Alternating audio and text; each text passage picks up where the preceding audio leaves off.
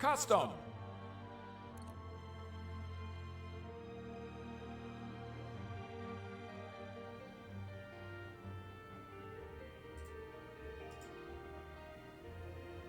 Welcome everybody to the Brawlhalla Winter Championship North American Top 8. Are you ready to go? Oh, I'm ready and I'm excited. This has been an absolutely crazy day. All the 2v2 action you've been looking for. We had 1v1s yesterday. Today is all 2v2s, and North America bracket has already boiled down to the top 8. So it's just all high-octane, high-impact matches from here on out. Yeah, and you can already see here on the bracket for top 8, LDZ and Egg Soup teaming up against Stevenator and Tybo in the top side of winner semis, and Little Captain Dr. Faison against Tiffany, the winner of the NA 1v1 tournament yesterday, teaming up with Silly Gobby. And in the bottom side of top 8 for losers, we have Remy and Prophet, the dynamic duo of BCX of 2017, Cody Travis and Issa Drew, Blood Diamond and Noel, and versus Bacon and iThrow. Man, so a lot of teams that we've seen a lot from before.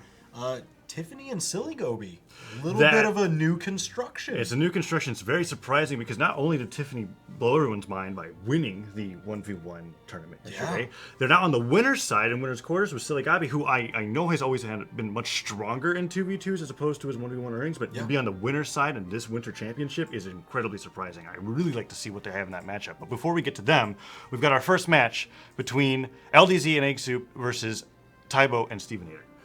Oh man, Stevenator, incredibly solid player. Yes. Always fantastic results in 2v2. I'm really happy to see him teaming with Tybo, another longtime top player. You know, he took a break for a little while he was doing an internship. And now he's back in the competitive scene, grinding harder than ever with amazing results. Right, now, top 8 just this weekend. Yeah. Oh yeah, phenomenal. And then LDZ and Egg Soup. Of course, LDZ, the current 2-time 1v1 world champion. Absolutely. And Egg Soup, another great top player. They've been teaming for just about like the past year almost. Yeah, and really solidified their team play style. Both players have swapped between in and out of partners over the past few years, but like you said, as of the last year, it's been really them working together has been really consistent. And LDZ also placed top 8. It was surprising, I think, to some people to see him not get top 3 or even win the event this weekend. A lot of competition showed up out of nowhere, and Stevenator surprising everybody by getting 3rd in the Winter Championship. But we're going into this game 1 here. Egg Soup on Sentinel of all characters. LDZ playing the Ragnar. That double guitar action here on Thunder yeah. Guard. I think we're going to see some of that center stage control, that shenanigans zone, very dangerous in the mid area, because Qatar's fantastic off stage, lots of great spiking potential. And here goes Stevenator already holding on to his hammer, bopping LDZ back and forth while Egg Soup and Tybo fight with the Qatars off stage. Tybo manages to recover towards the center, but a nice ground pound from LDZ punishes him on his way back up into a Sair. Alright, LDZ rotating over to Qatars to take on Tybo here. Stevenator just rolling in for this damage. Oh no, forcing Egg Soup off stage. No, he has to return to center to recover. Yeah, one of the benefits of Thunder Guard Stadium is if you're ever feeling a little dangerous on the side of the stage, you can recover through the center. There's 4 ledges to grab rather than just 2. As Egg Soup is holding into the center stage fighting against Tybo, he throws his axe away as LDZ and Stevenator fight off stage, and the N6 sends Tybo flying nice nair follow-up. Egg Soup gets that KO early on off the top of the stage. Yeah, first one giving him the lead. LDZ and Egg Soup one stock over Stevenator and Tybo, but red across the board. Anyone could get knocked out next. Down air hits Egg Soup, but he manages to recover. Tybo's trying to end that stock, but he's taking a considerable amount of damage as he does it. And Stevenator's on the side, attacking LDZ, going for that ground pound that clashes with the recovery, but LDZ just barely touches there. Just made it. Oh, Egg Soup getting sent down by Tybo. LDZ getting sent up by Stevenator. Stock lead now for Stevenator and Tybo. Absolutely, and Egg Soup trying to make a difference out of that with that recovery, but it does not connect, and Stevenator is trying to find whatever damage he can. Nice stop into down air, waits Egg Soup out, tries to go for the nair, but Egg gets underneath them, goes to the recovery, and now is evening it up 4 stocks to 4. Right, Tybo off the side, a little bit of a 2v1. Stevenator trying to get in the mix, save his teammate, back onto stage. Oh, even punishing LDZ.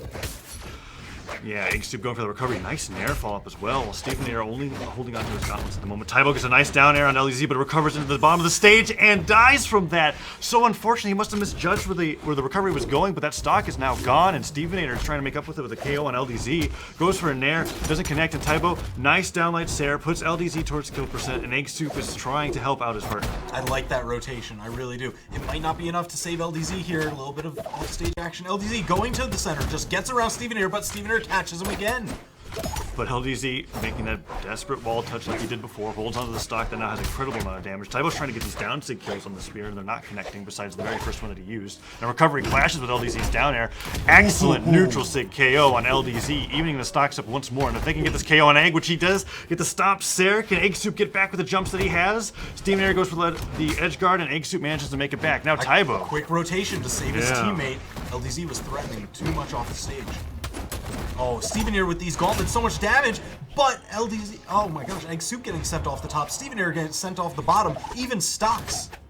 Now, with all stocks even, but Tybo with a lot of damage. They're in danger of a 2v1 here onto Stevenator. Stevenator trying to make as much of a difference as he can. Tybo, nice D-light. The Sarah gets stopped by Egg, but he gets a little bit of damage onto LDZ. And two, a side light and a chase dodge stop puts LDZ into the air towards kill percent. A nice downlight Sarah might be able to send him flying, and Tybo gets a good down air. He could go for an edge guard on LDZ here, him forcing the recover to the center of the stage.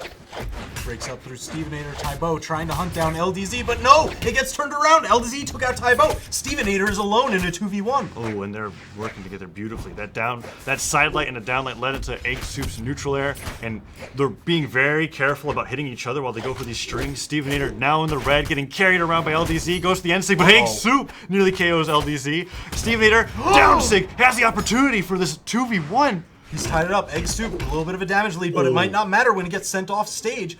Going for the edge guard, Stevenator wasting out these options, trying to force Egg to do something. Goes for a side light there. I was wondering if you go for a side sig, but that down sig takes the second stock. Stevenator on the first 1v2 win I think that we've seen maybe all day, but definitely for North America being the first game, he manages to clutch it out. Here we're going to see at the very end, he gets an amazing downlight Sarah combo. The patience of both of these players here, just waiting to see what happens. Egg Soup gets his jump back from the downlight, and Stevenator goes in for that down sig, slide charged it. He had to go land on the ground, but no, it's coming up to meet you. So game one goes over to Tybo and Stevenator in this first match. And see Noel quickly jumping into the lobby, but here's Stevenator, he's back. Egg Soup still running the Sentinel Ragnir double Katars. Tybo sitting on Bryn, Stevenator on core. I wasn't expecting any change from Stevenator. No, definitely He's been not. running core for so long. He's got a few other Gauntlet characters he likes to play, always Gauntlets, so he's brought out Wushang and Val before, but core is, with how great he is with the hammer, I wouldn't want to see why he would change that. Especially, I mean, it just complements 2v2 play so well. Yes. All that extra space control. Now, whether or not Egg Soup and LDZ stick to their double Qatar legends is up to grabs. We see LDZ locking into the Ragnir, and Egg Soup doing the same. They're going for it. We'll see if I will run back to Thunderguard Stadium before maybe we'll go to Mammoth Fortress. Mostly neutral stages left. Thunderguard Stadium picked out. No surprise. I'm feeling like that's a game that Egg Soup and LDZ were like, we should have won that.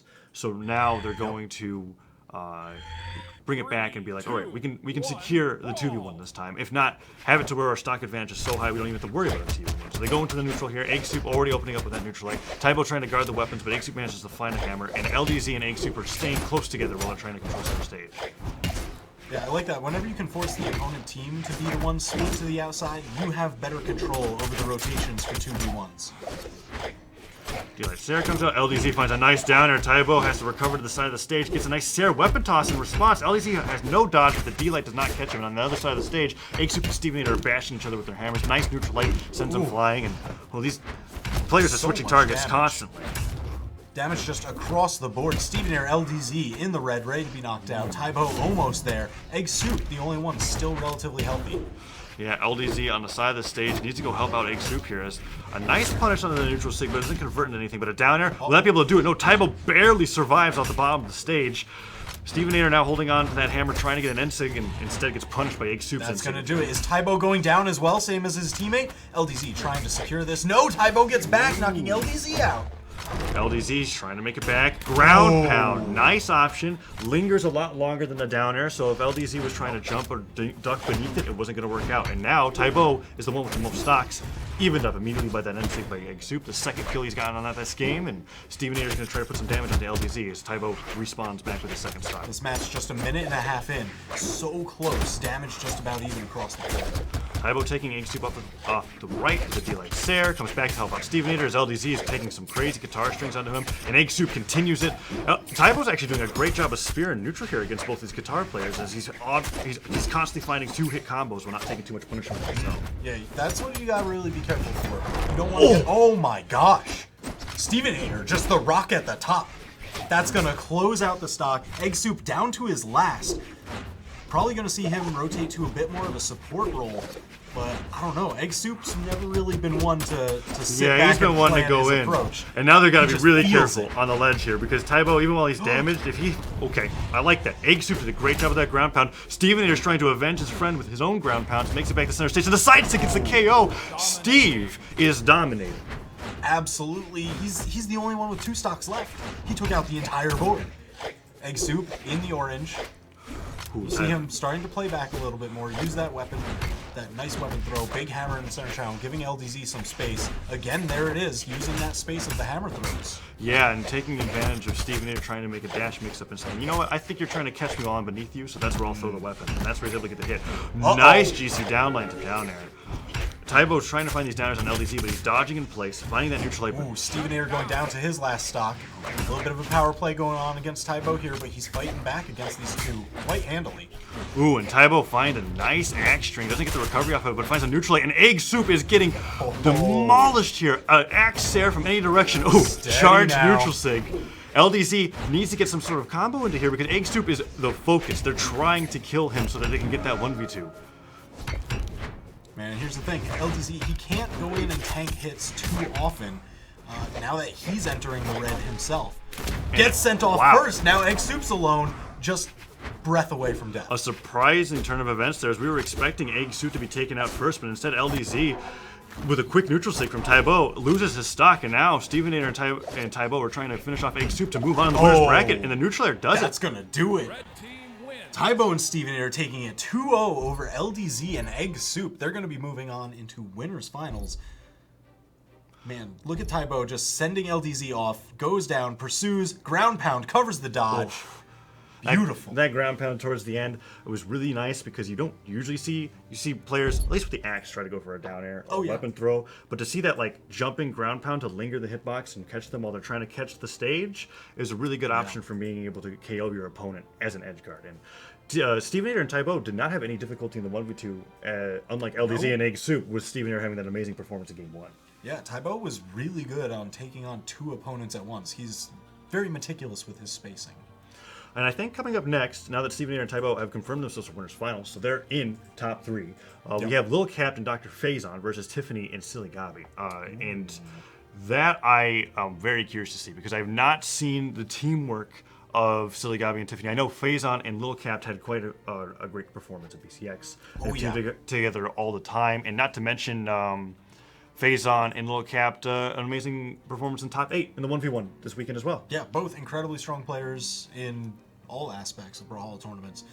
Silly Gabi, we've seen him a lot in 2v2s. He performs better in the team scene than he does in the singles. And, I mean, with a teammate like Tiffany, who just took home the 1v1 championship. They're proving themselves quite well with that 1v1 record. I'm curious to see what their team synergy is going to look like. Yeah.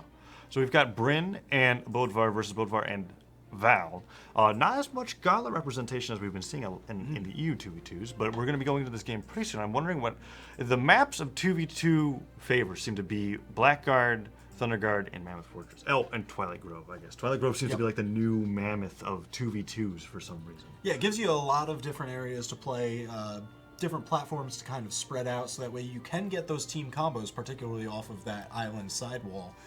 But also the ability to split into separate 1v1s. So we're getting into legend selection here. We're probably going. There's the map striking. We'll see what they get ban out. And Grumpy Temple, King's Pass, anything with those weird shenanigan zones, they're already gone. They want that first match for when you're really feeling out your opponents, getting a read onto their playstyles and how they like to open up. Going for those more neutral maps.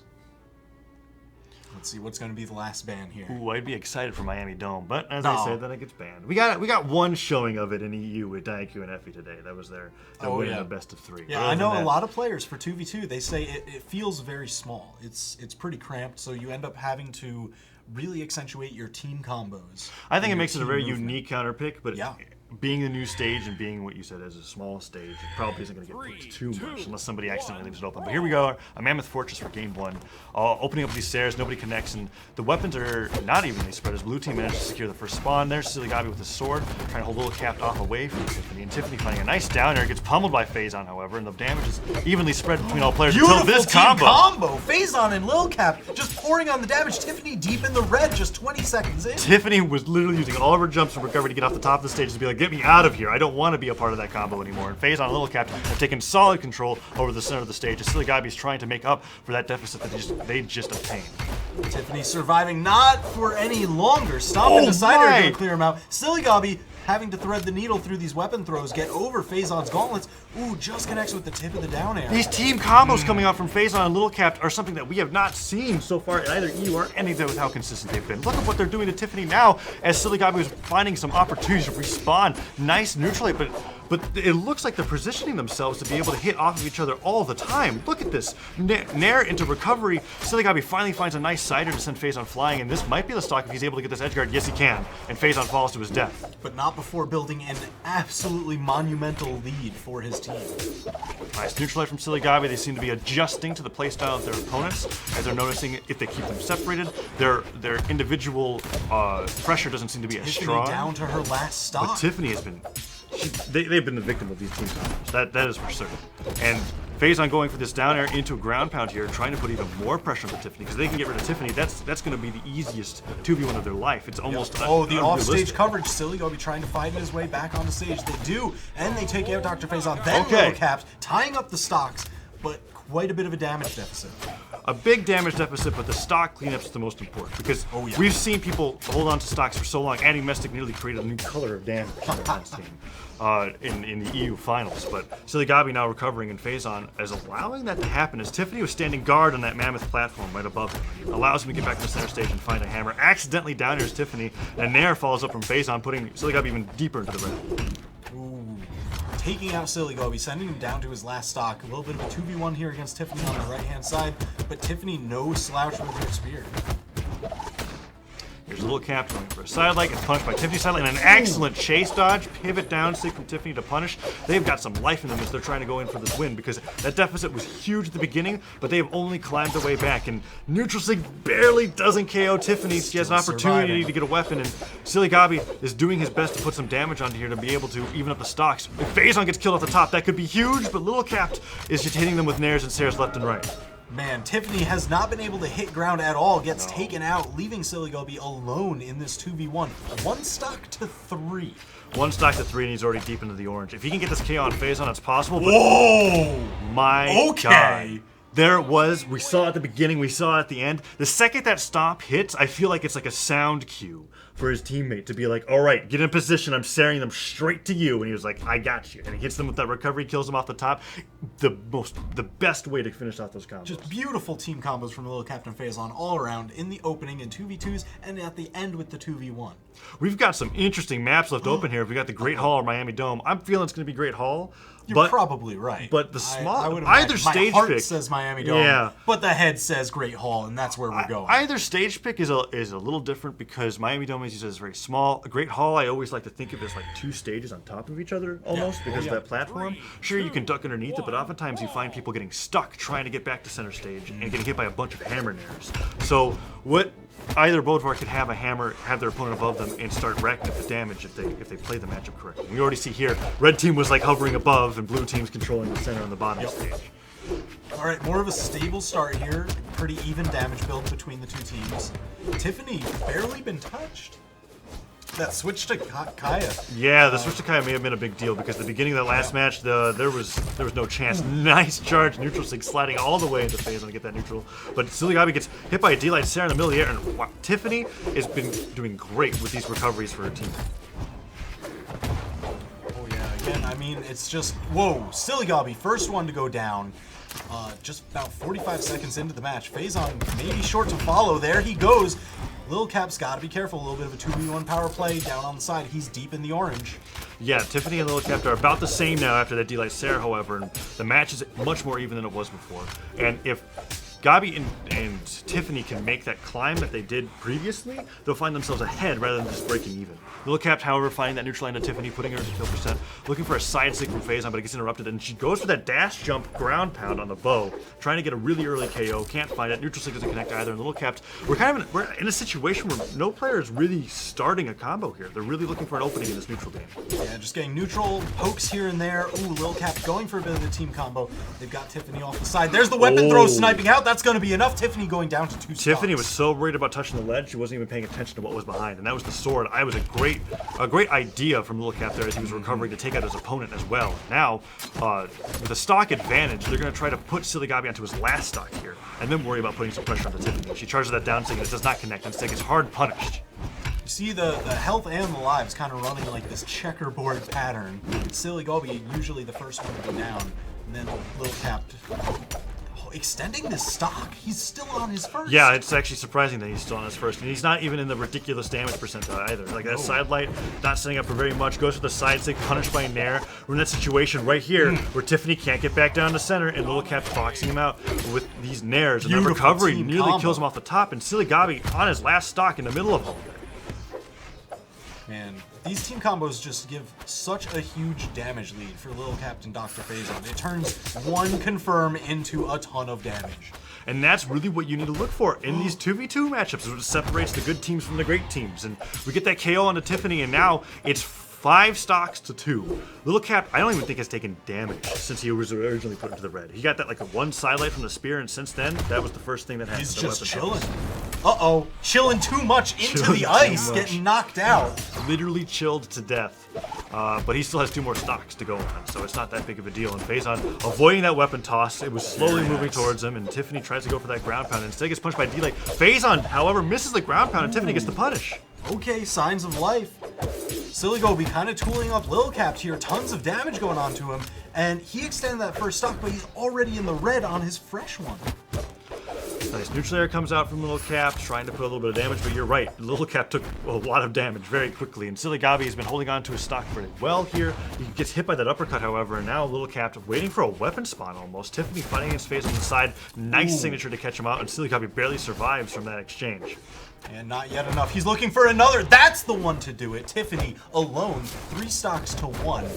Uh-oh. Team combos? They set up for it immediately. It's like 2v1's all they've practiced is what it seems like, because that neutral stick just barely missed, but they were able to get so much damage in the setup that it doesn't even matter they weren't able to get the KO, because once they get one neutral hit onto Tiffany, I guarantee you they're going to set up into another combo. But that recovery actually takes Lil Cap at the top. Tiffany's got some life, and he goes for that GC downlight, side stick doesn't hit, and Tiffany putting on the hurt on Dr. Phazon right now.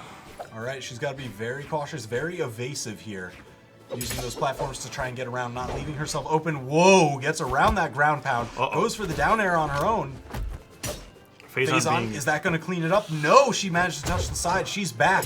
Weapon toss does not quite do it. He goes for another downlight dare combo, is not able to get the finisher, but that is deep in the red. A lot of moves are going to be able to kill Tiffany here. She gets that side air, goes for a ground pound just to get some safety on the ledge, and Phazon showing off that side stick in every single way possible.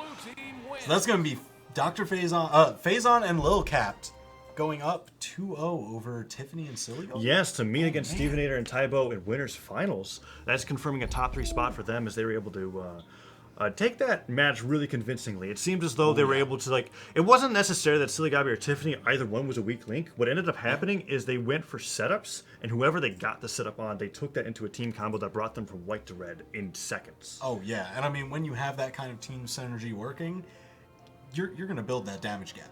Yes. Just so quickly. And it was unfortunate that we weren't able to see similar combos coming out from the opposing team. And that I think that showed how much pressure and how much experience Phazon and Lil Cap had, especially from their run from BCX. And I think they're going to have... I'm really interested to see how they're going to match up against Stevenator and Tybo. But that's not it for Tiffany and Silly Gabi as they're going into the loser bracket. And we'll see them later on. But first we have a match between Remy and Prophet versus Cody Travis and Isidru. Prophet, the artist formerly known as Boomy. Yes. Formerly known as Boomy. We've seen them just recently from the World Championship BCX 2v2s. They are the current reigning World Championship team. Yeah, and surprising as that, because I didn't think both players were kind of known jumping between partners, getting in and out. They were together for the year before, split up, came back together, stronger than ever, and here they are on the loser side of the 2v2 bracket. They had a difficult run in their 1v1 side of things. I know Prophet, while getting top 8, Remy lost out rather early on. Yeah. And so I want to see if a lot of the practice and preparation they put in will come out in this 2v2 tournament as opposed to the 1v1. Right, but on the flip side, you have Cody Travis and Isidru. Isidru having an amazing performance yesterday in 1v1. Yes, he did. A little bit outshining any of his past performances. And Cody Travis, I personally know as an amazing teams player, no matter what it is, 2v2, 3v3. He is similar to what we just saw with little Captain Faison. He is a fanatic for getting those team combos. I'm excited to see if they're going to be able to get them onto their opponents in this match, because while he didn't have amazing success in the 1v1 tournament this weekend, there's a reason why he's in top 8 this Sunday in the NA 2v2. Yeah, and I mean, we see a lot of players like that, where they have that team mentality. Yes, that's right. That's what they have that's what they have most fun with, and that's what they like to play. Oh yeah. So Remy and Prophet both locking in Val, and Cody Travis and Isidru playing Lucian and Olgrim respectively. The Olgrim pick, not too popular in North America, but Dobrain in EU was a huge fan of playing Olgrim during the 2v2 matchup while they were in top 8.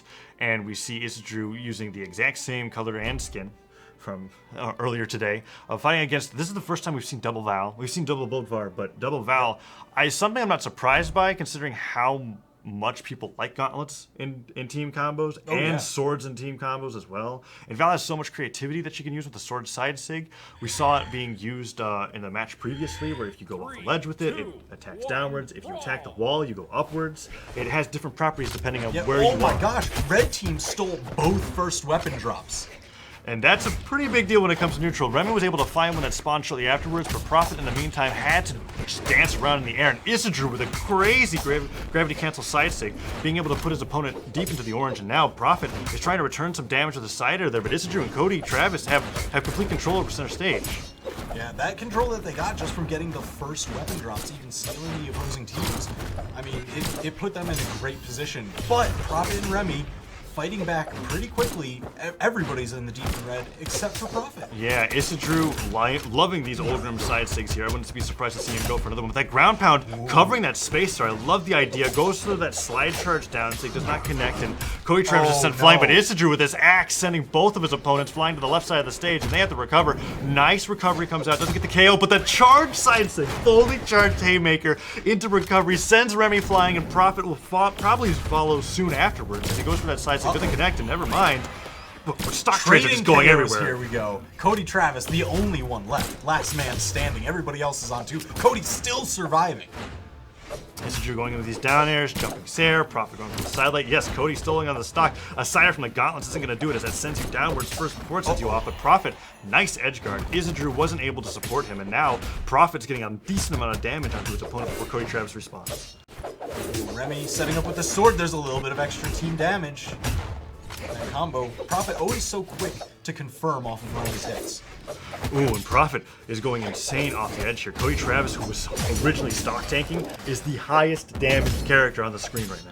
Oh man, that's a little bit of that team damage focus, getting those combos.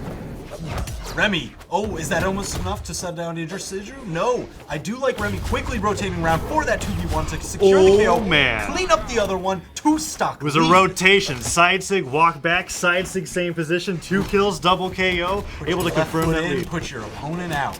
It's exactly what happened there as Prophet. They finally get that KO on Remy, but Remy's probably feeling pretty good about the lead that he secured there. If Isidru and Cody Travis are able to get this KO to Prophet, it's not too big of a deal, the deficit that they currently have, but they need to hurry that up, because Remy is going to be able to get a weapon and start putting on the hurt. Nice neutral light interruption from Isidru. And a down sig, that confirms it. Remy starting to fight back here. Took a little bit of team damage. Almost caught that setup from Prophet. Ooh, and Isidru tried to go for a double hit there on that recovery. Both players managed to dodge out, but that charge down, sig waiting slightly for Prophet to try to land on top of him. Isidru has been so precise with these Olgrim signatures on them. Team combo coming out. A little bit of extra damage onto Cody Travis. He's going into the orange, but Isidru already in the red. Trying to find his way back in. Arms up with the axe. Here we go. Cody Travis looking for these neutral sig reads. Can't find them. Getting dodged through, but the downer goes in. Isidru tries to play off of it, but luckily Prophet was able to help out, and that combo into the downer may have saved Cody Travis, but Isidru's knocked out, and this is a 1v2 that is looking pretty bad for Cody. Recovery is just enough to do it. Prophet and Remy in a very close first game against Cody Travis and Isidru. But that was just a slugfest. Damage was going everywhere. We're going into this replay here at the very end. We saw that sider and a downer from Prophet. Cody Travis trying to make the best out of this, but that side stick from Remy was able to send Cody Travis into kill percent, and Prophet gets that recovery as he reads him trying to go over his head. Beautiful. A lot of team combos we've seen coming out from Prophet and Remy. Cody Travis and Isidru seeming to excel in the separate 1v1 space. Yes. And it was surprising to me considering how I've seen Cody perform in the past, but it wasn't like they were lacking playing in that regard. The damage was all over the place, and that was an incredibly close match that was determined by a few well-spaced Sares. And now we're going into game number 2 here, same map. Cody Travis and Isidru changing up their skins, but not their characters. And Remy and Prophet, Isidru charging up that down stick, trying to get some heavy damage.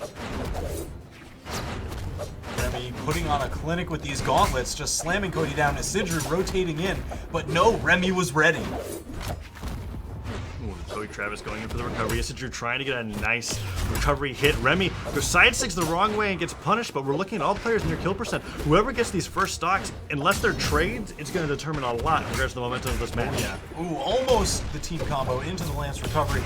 Smart dip down off stage, avoiding Remy's signature. Yeah, he spaced that signature just right to avoid not getting punished. And Remy's looking for another side stick kill like the 2 that he got earlier in the first match. Sider, that's going to do that first KO, and there's the second one. Remy gets the trade, looks for that side stick, and the recovery kills him off the top. A similar lead for the red team as they were in game 1, and look at this team combo into Prophet, already putting him into the yellow. Man, oh man, Cody Travis is just so good at extending stocks. Absolutely. The Barasa being a character that he's liked for quite a long time. Remy going for that sider into Isidru, still holding on to the stock. He needs to be able to help out his teammate here. And a nice sidelight nair. Tries to go for the Sarah to Prophet. He hits his teammate a little bit as well, but the damage was worth it to get onto Prophet. And Isidru just keeping Remy busy while Cody Travis was taking on Prophet. Oh no, that's going to do it. Cody Travis finally going down, but everyone else is already orange or red. Ooh, that signature just barely dodged out of the way. Isidru looking to find some sort of signature, but Remy finds the side sig first. And now their team comboing up on Cody Travis, already sent to deep yellow. Downer, Prophet looking for that dare, but the recovery gets the KO. Pickup. And that makes the stocks even. Man, so much stock trading going around here, you know? We're on the floor. Oh. And now Isidru going in for that downer. Cody Travis finds a nice neutral light, but it's interrupted by Remy with that ground pound. Goes to the nair, downer comes out. Nice D-light coming out from Isidru. D-light, down air, and he starts comboing his teammate on accident. It feels like no matter who takes the stock first, the stock's always going to be traded, and I'm not really sure who's going to be able to come out on top here. Remy manages to lose his stock first, but Cody Travis may soon follow as Prophet gets the ground pound. It's not long before these stocks are traded off, and the colors are exactly the same. This entire set has been so crazy close. Prophet now going into the red, Isidru following. Ooh, nice. Beautiful coverage from Cody Travis. I like that because Isidru was trying to neutral sig to cover him dipping down, and because Prophet stayed in the air, Cody Travis was able to get that end light. And now they find him off stage. Cody trying to recover. Prophet beneath the gauntlets. He's unarmed. Needs to find a weapon, and Remy is just naring Isidru left and right. Beautiful spot dodge to get around, and you know what? That's what's really going on here. It's just both teams, their teammates are so good at providing coverage. If you're going for a risky play, your teammate's there to back you up to punish their attempt, just like that.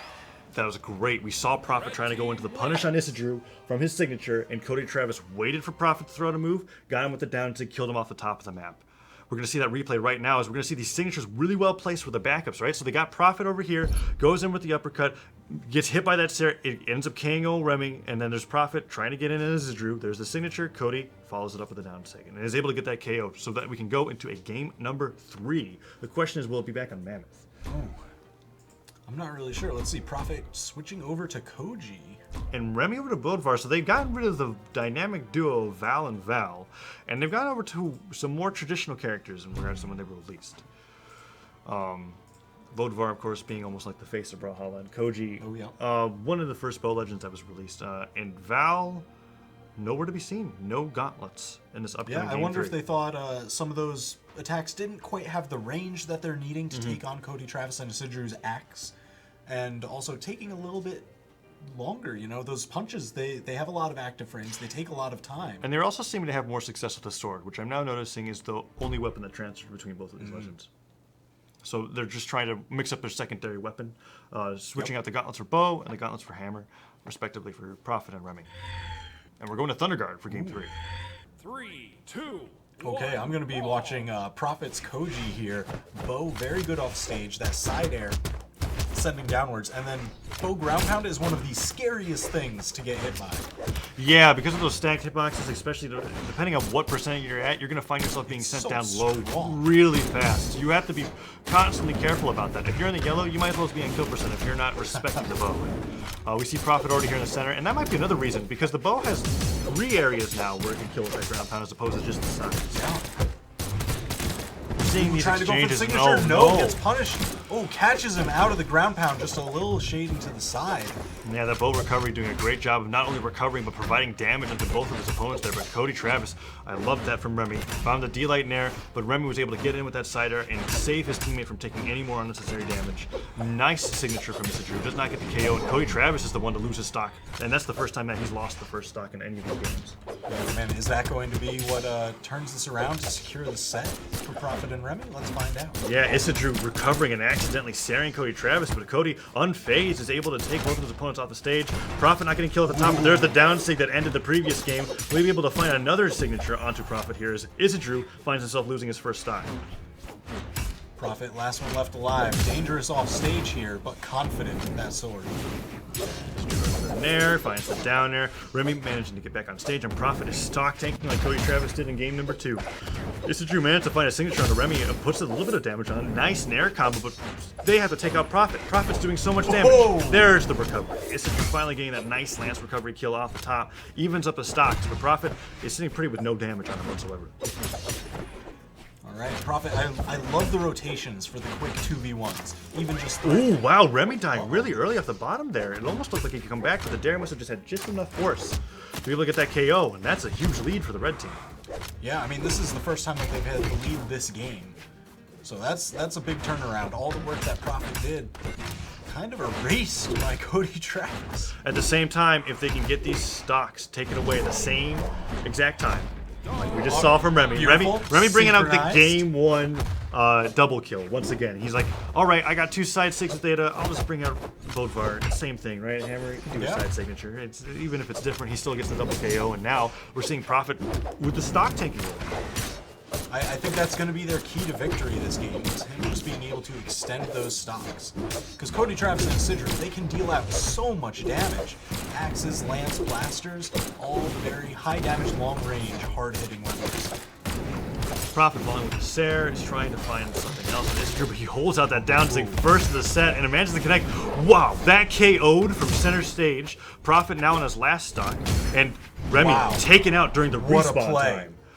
That was incredible, that land string. Being able to use the Sair into weapon toss to be able to get that confirmed kill. Prophet now has a mountain to climb. Where originally they were in the lead the entire time during this game. Remy just took too much damage on the last stock, and now Prophet has to find some way to separate the Cody Travis and Isidru. Otherwise, they risk getting knocked out of the tournament.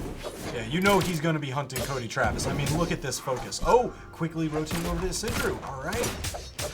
Yeah, it's probably a decent idea to be able to make those rotations just so you don't tunnel vision so hard that you get punished. I think that's what Prophet's trying to do, and he's still managing to put damage on both of them, but Isidru finding that axe string. Nice Sair disarms Prophet, and he has to find some way back on the stage. That weapon spawn was very convenient, and he managed to pick himself up a bow.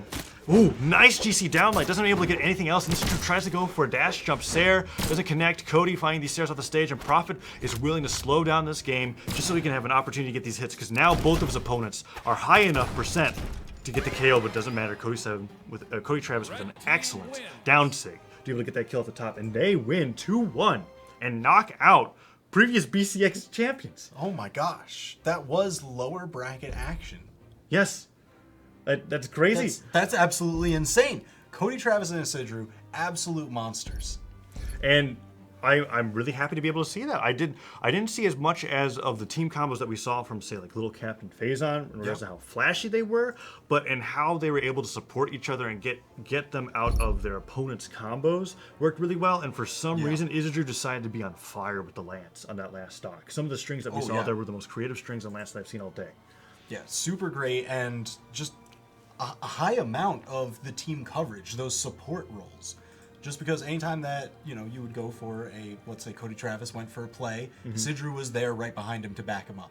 Right, and that's where we saw all that immense stock trading happening. Yeah, the entire set was defined by the stock trading. There was no okay, now Team A has a 2-stock lead. It was more like, well, somebody died here, so what's the opposing team member going to die? When is that happening? And it happened almost instantly. And it wasn't until that very end where they took advantage of Prophet's respawn timer to KO Remy and then suddenly have a defining lead.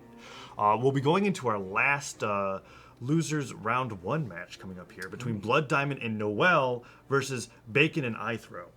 Oh man, Blood Diamond and Noel, longtime high-level 2v2 team. They've been having a little bit of a rocky time recently. Yes. Noel was on a skyrocket to top 3 in almost every NA tournament that was coming up. And I think this is the first tournament where he hasn't had as high results as he's used to having. So I want to see if they're able to make the difference here in this 2v2 tournament. As we saw that Remy and Prophet's performance somewhat reflecting what happened in the NA 1v1. Will Noel and Blood Diamond be able to make a difference here in this 2v2 coming up as they go into stage striking? And it looks like Twilight Grove or Thunderguard Stadium are going to probably be our picks. Mammoth Fortress is up for grabs too. But those are the 3 neutral stages that we've been seeing people go to first in game 1. Interesting. Now, we've seen iThrow go up against Noel in the 1v1 space quite a bit. Long-time rivalry between those two. They always seem to match up in tournament and go back and forth. And Bacon, this is a little bit of a return for him. We haven't seen him performing well in the tournament space for a little while, but now he's just been tearing it up for the past few weeks. And there's evidence of that right now as he's in losers top 8 for this winter championship. Both players already have, or all the players already have a weapon. And they go for a neutral light there on Bacon onto Noel. And Blood Diamond looking for a recovery with Satori. He's not able to find it. And now they're working together to bop Bacon left and right. You gotta cook the Bacon. You see iThrow rotating over, trying to get anything off of Bacon. Those blasters, they are great for confirms because a lot of the attacks hold the opponent in place for a long time. And it's also a double-edged sword in the sense that you also hold yourself in place for a very long time. So you can get crazy setups and also crazy punished depending on where you decide to use those moves. And we see Bacon switching over the hammer. Nice GC neutral light to send Blood Diamond over to the island. And Bacon and iThrow are kind of working together right now to try to get 1 KO. Noel doesn't care. D-Light Sair goes for a weapon toss, but iThrow is there. Friendly fire. iThrow confirming off of it. Oh, the clash into the ground pound. Did Noel get his jumps back? He did. iThrow didn't even realize it, but that was a crazy conversion on the stage.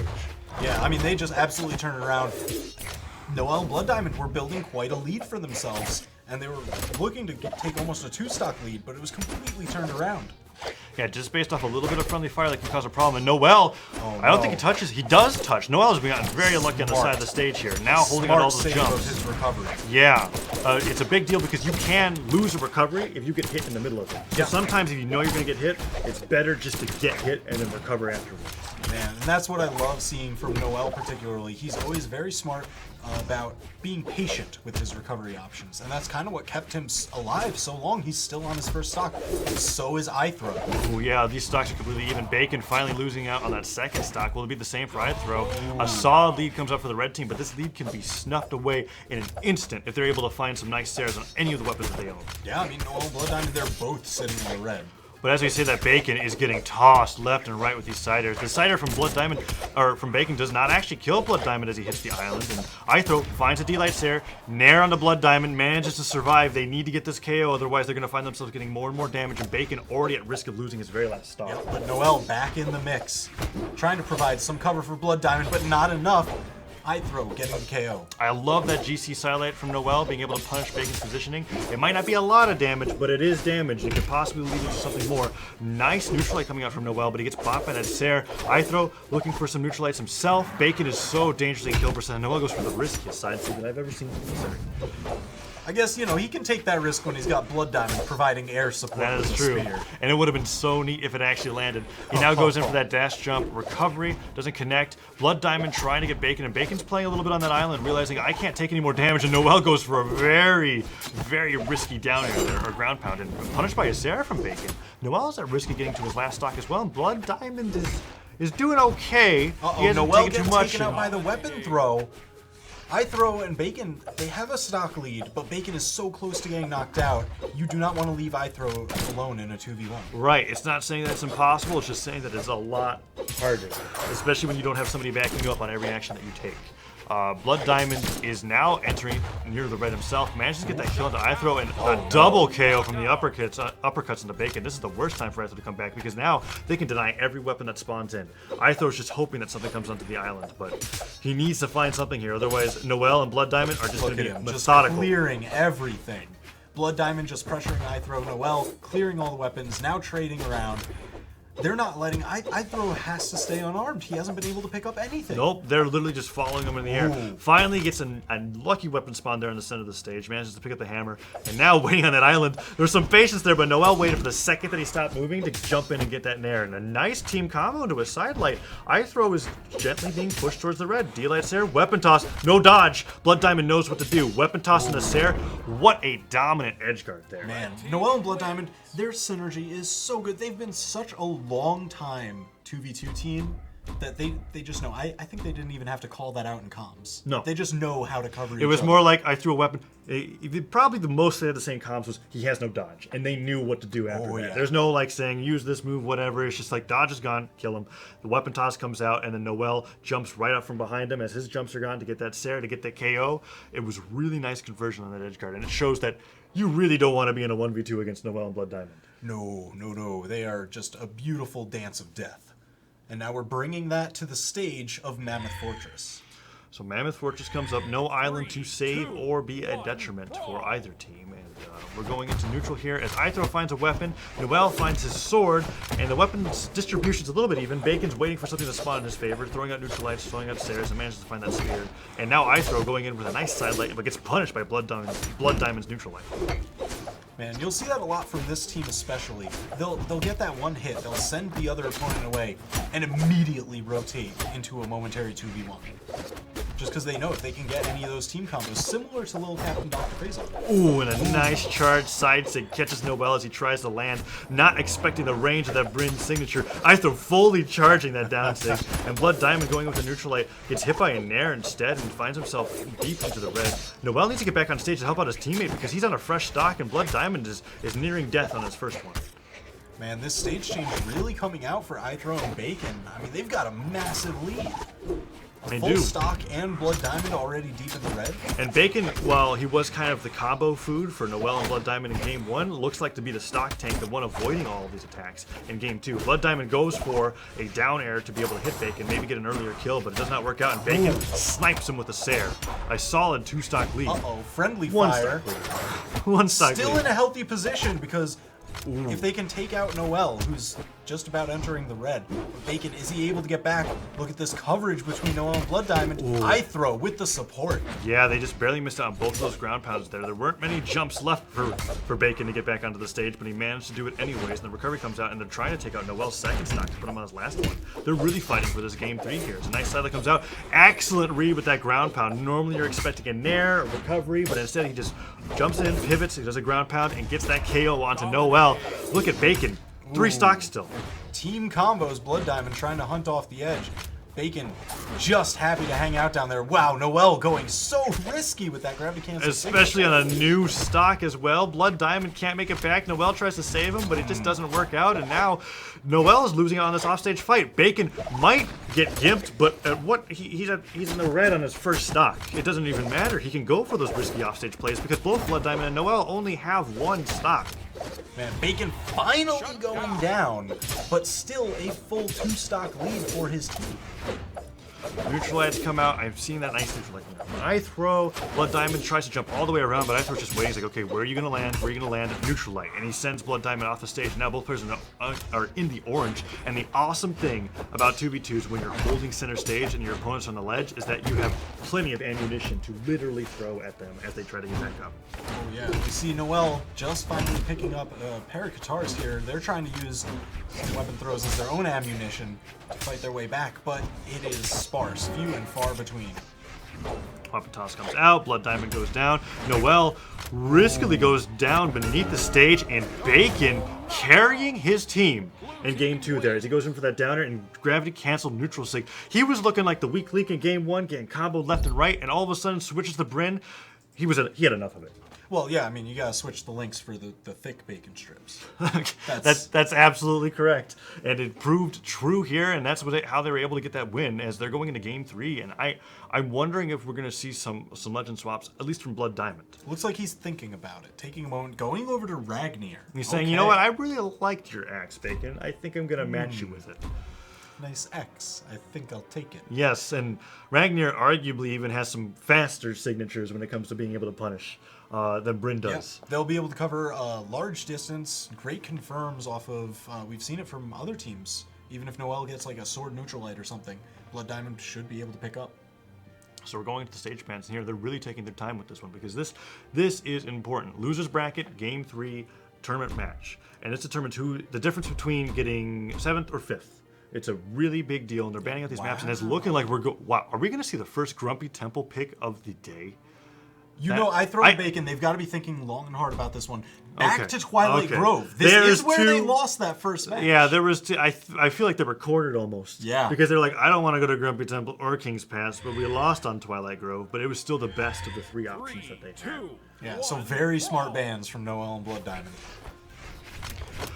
And here we go, straight into the match. Bacon looking for that weapon, always the last one to find it, and Noel's trying to deny it from him. Blood Diamond tries to pick it up, and now Blood Diamond is without the weapon himself. Nice recovery from iThrow, and he's chasing Blood Diamond around. Finally picks up the guitars, but the cost of a bunch of damage, and the blue team is solidly ahead at the beginning of this match. Yeah, you can't afford that, especially, I mean, blue team just has so much stage control right now. Right. Oh, that D-Light Sair into follow-up Sair from Bacon put Blood Diamond immediately into the red.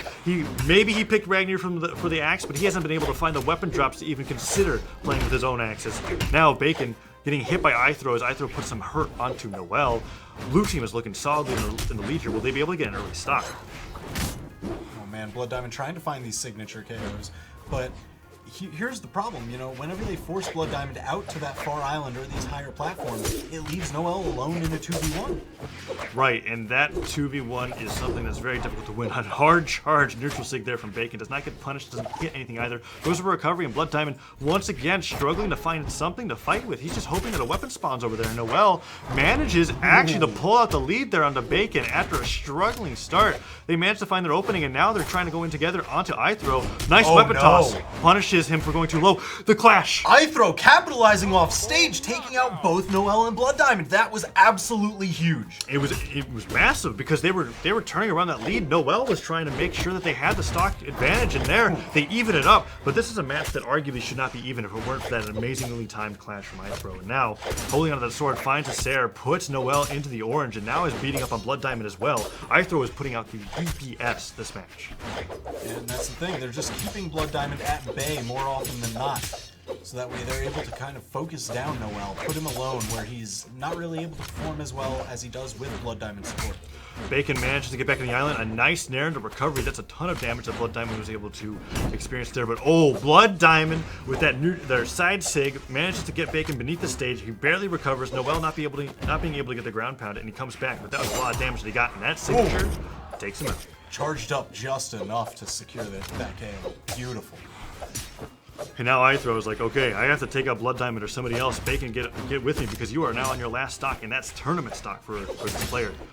Recovery comes out, Blood Diamond is put into the red, and they can give a little bit more damage onto Noel and get some kind of confirm because Bacon is slowly entering the orange here. I do really like Bacon and iThrow's game plan. They seem to be focusing down Blood Diamond pretty significantly. And what do you know? The Sair gets him on the island, and you're absolutely right as that KO comes out. Blood Diamond on his last stock, and Bacon putting a little bit of hurt onto Noel as well. If they can get that killed, iThrow is solidly in the lead here, and he's shown that he's pretty competent when it comes to 1v2s. Still the focus going on Blood Diamond. They're always so quick to rotate for him.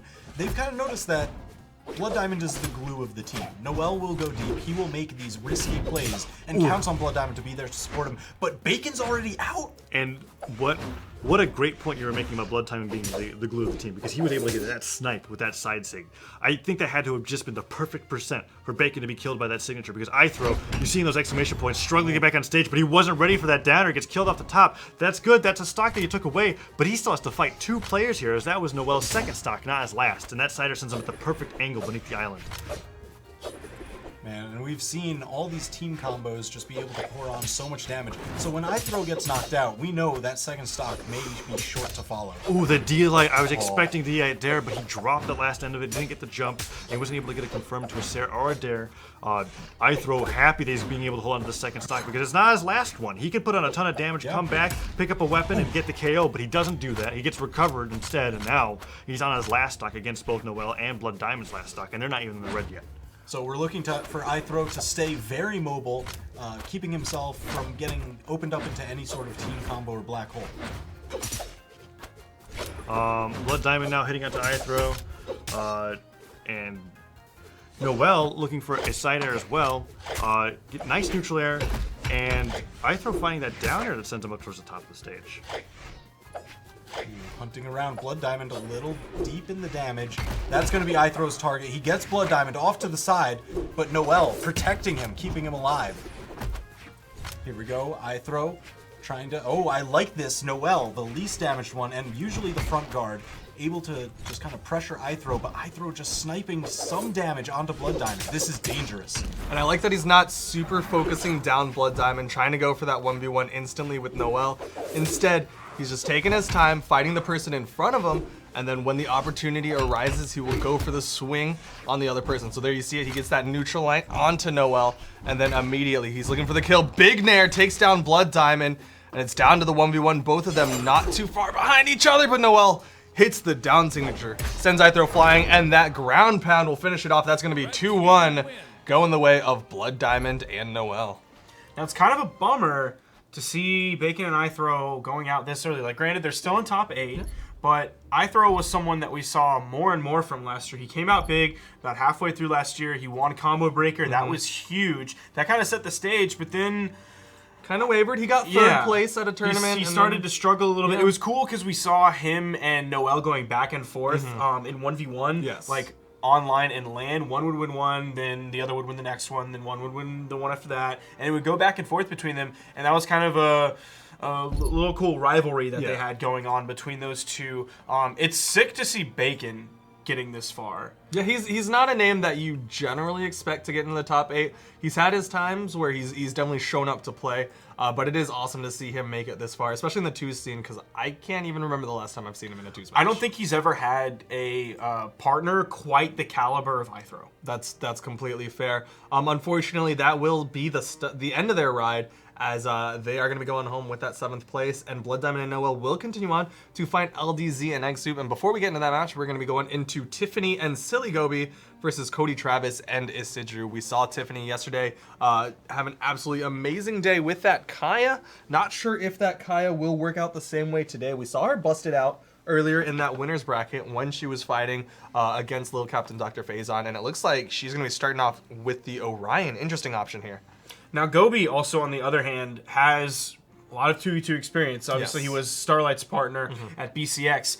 Didn't quite reach the heights that Starlight got the year before when he won with Daiku, but still, Gobi... That's a high bar, to be fair. Gobi has some serious experience against some of the best in the entire game. We're looking to see Tiffany kind of go through the gamut of characters that she has. Showing them so off. maybe it is not going to be that Orion pick. I mean, I could have seen it happen because of that spear across the board with that Kaya, with the burn that she showed off. But I love that Gobi's going in with this Sir Roland. Yep. He was playing the Bodvar in the winner's bracket, and it was wavering success, but I love Gobi's Roland. I think Gobi has an incredibly strong Roland. Maybe not the caliber of Yami, but I think Gobi has an incredibly strong Roland. No surprise to see Isidru play the Olgrim. We saw him play that earlier today, as well as the fact that, hey, it just worked really well yesterday. There you see it. Tiffany is going to be locking in that Kaya. Gobi's on the Sir Roland, just waiting on the last 2 picks. Cody Travis likely will be a Barraza to complement Isidru's Olgrim. I think that's the comp that they played at one point. But we've seen Cody Travis play a couple of the Blasters characters. One of the few really strong, really well-known Blasters mains out there. Yeah, he's one of the few that's really dedicated to the weapon, just like there's not that many true Lance mains out there. There are a few more Blasters mains than there are Lance mains, but it is going to actually be a Lucian. That's the other one that we're used to seeing in Pig. It's the Barraza, it's the Lucian. He's not playing Spec Ops Lucian, which I think is who he used to play before this skin came out, but I do want to point out that this skin's hat is smaller than Big Hat Lucian, the Napoleon skin. That is still... Actually, I haven't checked with the top hat, but my guess is, just by looking at it. I hope that you make a big enough fuss about hats to the point where one of the artists just makes an absurd hat skin, and that like the entire dedication of that skin is like a character in a giant hat. Like, I hope that is the end goal of where this is going. But it looks like these are going to be the character picks, as it is going to be Tiffany and Gobi on the red team, going up against Cody Travis and Isidru. Maps getting banned out. Not overly surprised to see Miami Dome off the board. Likely Small Grumpy Temple and King's Pass will follow behind. But it looks like they're either talking it out or just reconfirming maybe Cody Travis isn't feeling this Lucian.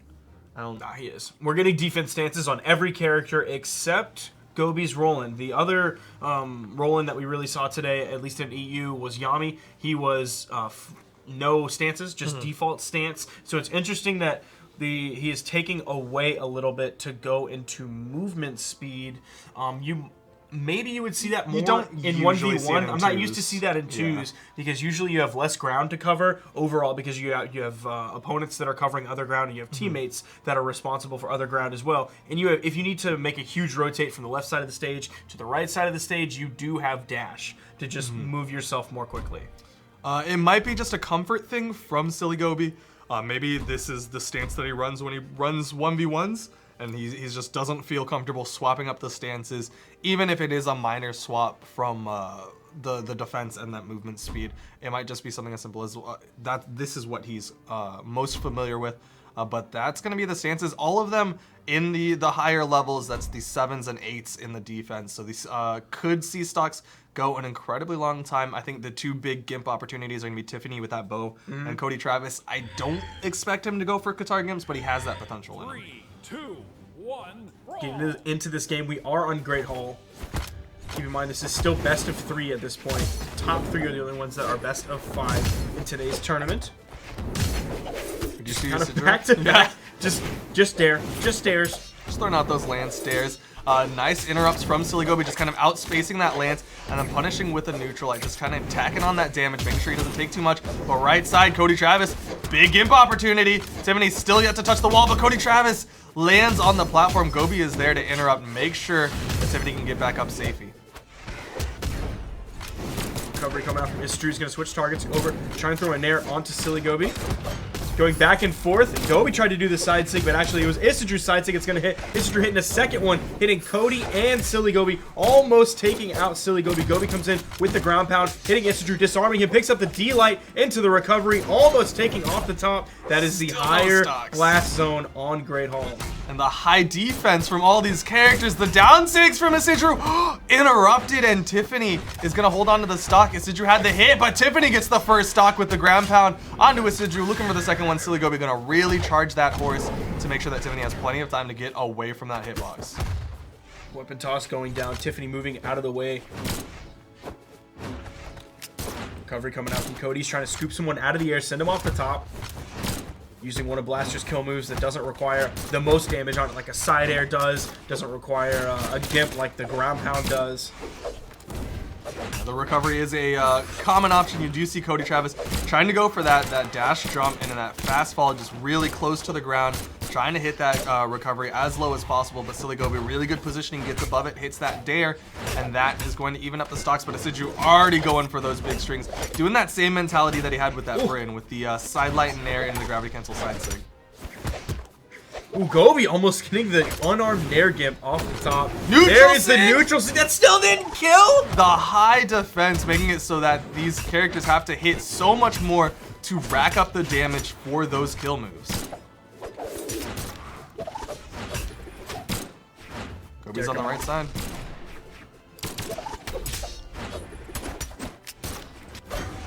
definitely been chaotic so far. Not too much team damage, but there's definitely been some team damage That on slap. both sides. So the spear side air did put Gobi in a precarious spot. Isidru was able to finish off the stock. The weapon toss is going to interrupt. Tiffany still able to get back up. Long walls on Great Hall make it a little bit easier to survive. Stocks are still even. Tiffany a little bit healthier, but the damage is adding up. The recovery hits. Now they're just going to turn around onto Gobi. Nice follow-ups from the blue team. You saw the dare into the side light off of the neutral light from Isidru, but Tiffany gets the side stick for the kill. Oh my, Gobi coming through with the running man taunt. That might have been a misinput. That's not usually something that I would expect from him. Definitely not in that situation right there. That is not the spot where you generally will throw that out. Maybe if he got the stock off of Cody Travis, you go for that 2v1, feeling a little confident. But Gobi not really the type to taunt unless he's in that tilt mode. Neutral into the side air, into the down air, into the side light, into the nair, into the recovery. Neutral sig at the top, but Tiffany avoids it. So much damage has been put out onto the red team. Isidru throwing out that gravity cancel side sig. Expect a lot of signatures to start coming out from Isidru, whereas Cody Travis just hits that recovery onto Gobi. One more Sayer could be the death of Tiffany. Isidru choosing not to commit too hard when there is a weapon spawn. He is going to throw that weapon away, trying to hit Tiffany with the big lance throw.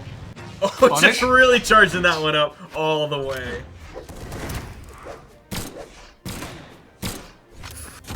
Neutral sig thrown out. Isidru hits that Sayer. Tiffany again in a precarious spot. The weapon toss hits. Tiffany still gets the wall touch. Isidru, I don't know if he just didn't want to challenge unarmed or if he thought she was dead, but he just completely let her get back up to the wall. Oh, That the save. would that save? I think that was a save. Yeah. I think that probably would have killed if Tiffany would have gotten, obviously, the second blast of that has the meat of the force on it.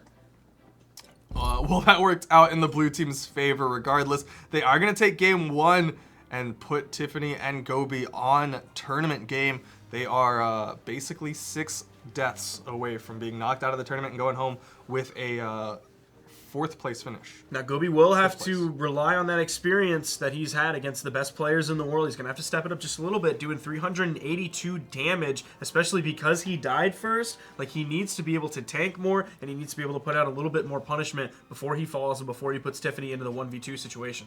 That's one of the pitfalls that sometimes will crop up with a character like specifically Sir Roland. We tend to see it more, is they're like the main focus because they're, everyone air quotes, the tanky character. Because they are so defensive, then you see them tend to be focused down a lot more, and that's one of the things that happened to Silly Gobi. But we do see Tiffany mixing it up, going to be keeping that bow but swapping over to the axe with this Azoth pick. Going to still be in that defensive stance for the 7 defense. A lot of people favoring Axe in 2v2 right now. LDZ favors Axe in 2v2. Obviously, a lot of people understand how big those hitboxes are, and because startup frames are a little bit more, some people will stay away from that in 1v1s, but that is one of the things that you can get away with in 2v2 with how chaotic everything is, and some people prioritize hitboxes over startup frames. Yeah, you definitely see Axe crop up a little bit more in the 2v2 scene. Players who have Axe as kind of a backup pick, you'll see them kind of favor it as their main pick. And then you're seeing Tiffany picking up that Axe. We obviously see Isidru on that Axe as well. He's got the Axe with the Ilgrim. We've seen him play Bryn as well yesterday. He was very effective with his Axe, so not overly surprising to see one on him as he denies Tiffany the spawn weapon. Red team completely unarmed.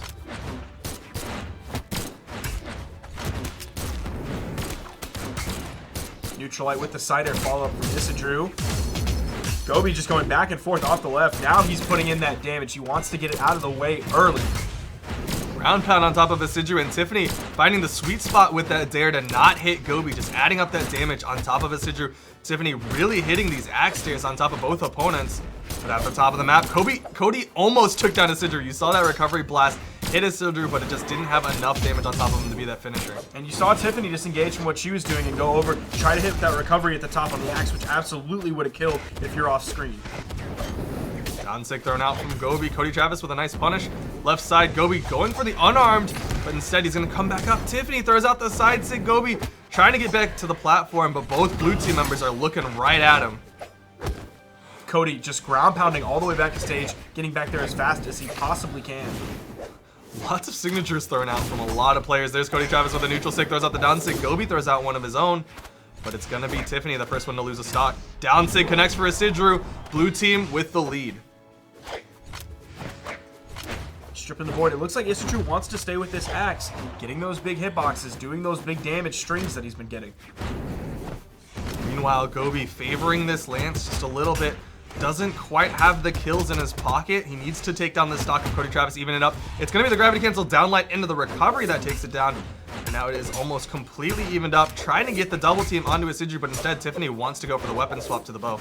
Cody's going to be stuck without a weapon for a little while, but he's still just right in the mix with everybody else. You see Tiffany trying to zone him out from the weapon spawn on the left. Ended up picking up that nair, but Cody does have guns in his hands now.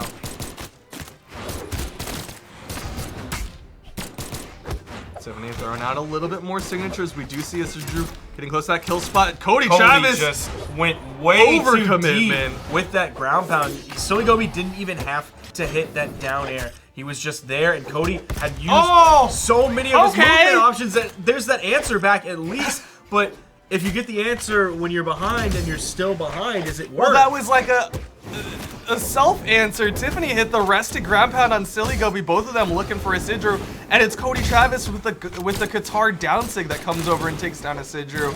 That was an unfortunate situation. Red team almost gave it to the blue team, but blue team kind of gave it back.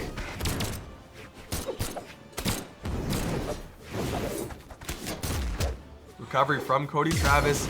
They might start to focus down Silly Gobi, recognizing that he's the one on his final stock, and go for that 2v1 against Tiffany. Tiffany, again, playing that dare playstyle with the axe that is so common with axe players. Big damage on Tiffany right now. Recovery. Down sig. Nice follow-up from Gobi. Hits the side sig. Isidru is unarmed. Ground pound from Gobi will take down Isidru. Left to Cody Travis. Doesn't even matter. Down sig. And that's going to put us in a game 3.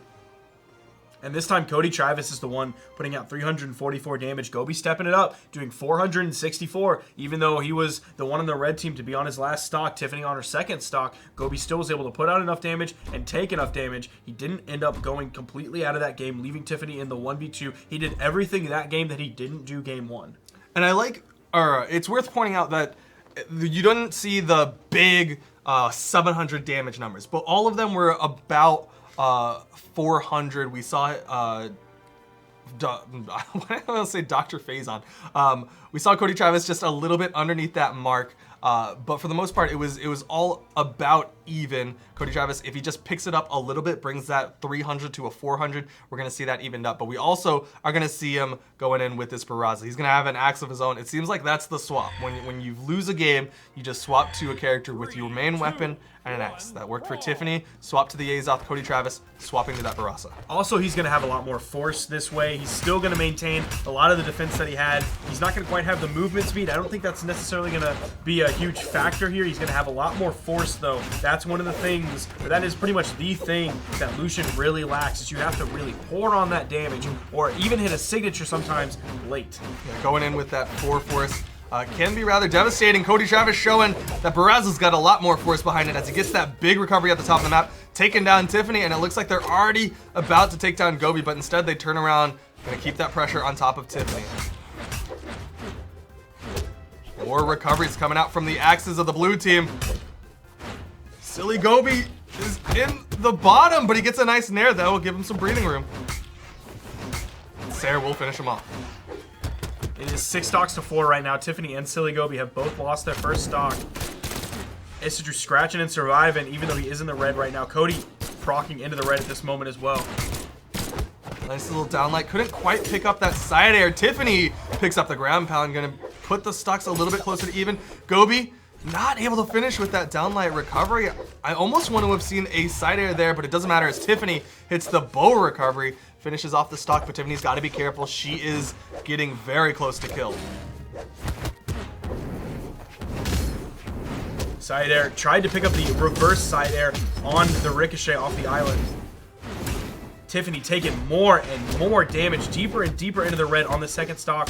Can't afford to lose it at this point. You saw Isidru hit the sidelight, tried to read the recovery on the other direction. I think he didn't want to mess with the possibility of forcing her into that island right onto that wall for the ricochet. He wants the kill. Yeah, definitely at the very least was trying to read a dodge over. from Tiffany. Didn't quite get it, but he definitely was looking for that kill, and that time he's gonna finish it off with that axe again. We do see Silly Gobi over onto the right side. He's got to be careful. Cody Travis, a little bit of team damage onto Isidru. Silly Gobi hits that ground pound. Tiffany hits the recovery. Cody Travis is taking damage, but it's going to be Gobi with that gravity cancel down stick that takes down Isidru.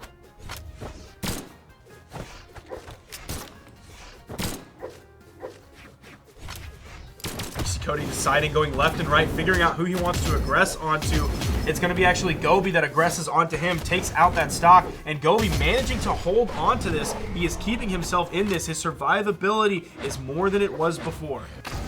And everybody on their final stocks, Gobi really recognizing what he needed to do after game 1 against Isidru and Cody Travis. He's definitely holding it down for the red team. But he's gonna have to put out more damage before Tiffany goes down, because Tiffany is the closest one to death right now. We haven't seen too many signatures coming out from Cody, which I would have expected to see just a little bit more from him. Maybe not quite as many from Isidru. That is a big side air. Tiffany's gonna be able to get back as both members of the blue team are on Gobi right now. Uh-oh, Cody Travis, a little bit of team damage sends Isidru high in the sky. Isidru very close to death. Who's it gonna be? It's gonna be Tiffany who goes down first. Silly Gobi in position onto Isidru, but he's more worried about the Cody Travis from behind, so he was just swinging to the left while chasing to the right. Nair after nair, coming out from Isidru onto Gobi. Can't quite get that weapon toss. I like the decision to stick with the sword, slightly less recovery frames than the lance, less committal, so he has a little bit of a safer time when he goes for those swings onto Isidru or Cody Travis. Doing a great job not taking too much damage at all. He did start this in the red, but he hasn't taken too much damage since then. Gets the D-line recovery. Interesting option. Color changes on a Cody Travis's health bar. Over to the lance. He can afford to be on this lance, but he's got to be careful. Instead, just going for the weapon toss over to the sword, just trying to mix up the weapons, going for some weapon toss follow-ups. Cody Travis can't get the Sarah. Silly Gobi gets the down like recovery. Still not enough. Couldn't get that recovery hit, and Cody Travis has the axe. Gobi, he's getting some good hits. Cody Travis gonna have the blasters. The winner of this will be moving on through loser's bracket. The loser of this is out of the tournament. Keep in mind, this is a very long game. This is 4.5 minutes. Gobi's still alive, using every little bit of Roland's defense.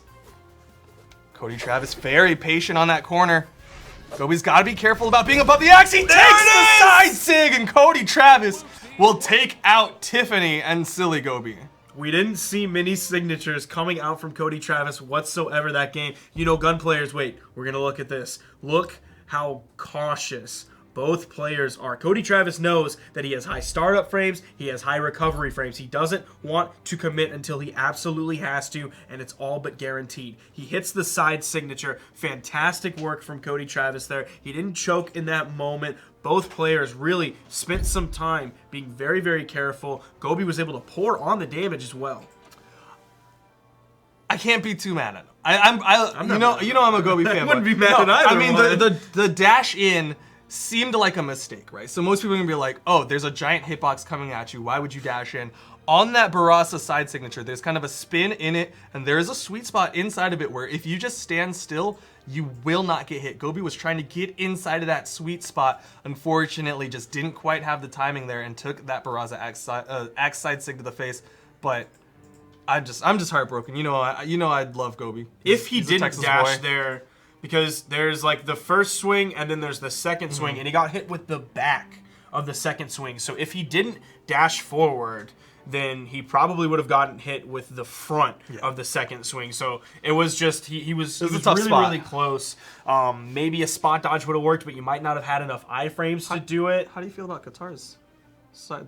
Complete transition. Yeah, this is just 800 million Qatars are going to be in this game.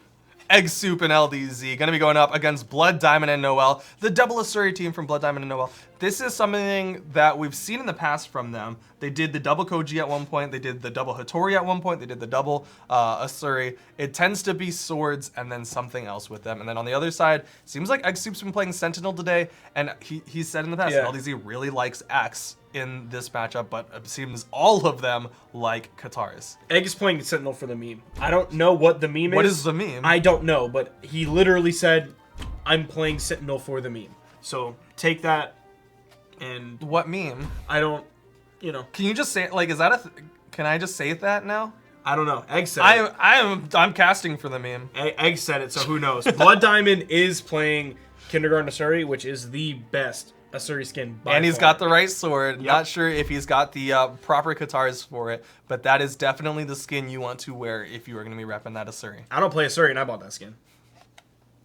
It's a good skin. It's one of the probably top 6 in the game. 2, 1. Don't ask me what the other 5 are, because I know that you want to. No, I was just sitting here like, I mean, Lil Yumiko's dope too. But we're going right on into this. It is another best of 3 winner of this. Will go on to fight Cody Travis and Isidru. It is still the lower bracket, so loser of this will unfortunately be out of the tournament. Now this is the battle of the sponsors versus the unsponsored. LDZ and Egg Soup not quite locking down sponsors. Possibly, I'm going to say yet question mark, because we don't know if they're even looking at this point. Well, at this point, I'm not sure if sponsors are looking at them, as both of them just went down. Egg Soup and Cody Travis falling to their death. Blood Diamond, great follow-up, and Noel gonna add a little bit more damage on top of it. Going for that gravity cancel neutral stick. LDZ gonna hit that big punish, stop that stock. Gonna try to put it closer to even. Blood Diamond in the 1v2, not even concerned. And recently, like over the past maybe 6 months, when we've seen Blood Diamond and Noel, Blood Diamond's kind of been the one to survive a little bit longer. Early in their career, you saw Noel as the star, and Blood Diamond was like, oh, who's that guy? That's Noel's partner.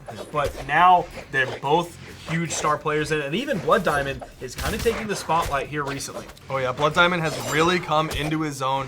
He's definitely made a name for himself. He's really proven that he can really hold it with the other big boys. He's no longer just in Noel's shadow, and I'm always immensely proud of how far these two guys have gone or gotten since back when they first showed up on the scene. But we do see Egg Soup on his final stock. Blood Diamond just now losing his first stock. And it's going to be Noel over on the left side. He does get hit by that axe side air, so it is going to even up the stocks, if only just by a little bit, as LDZ is getting close to that kill percent.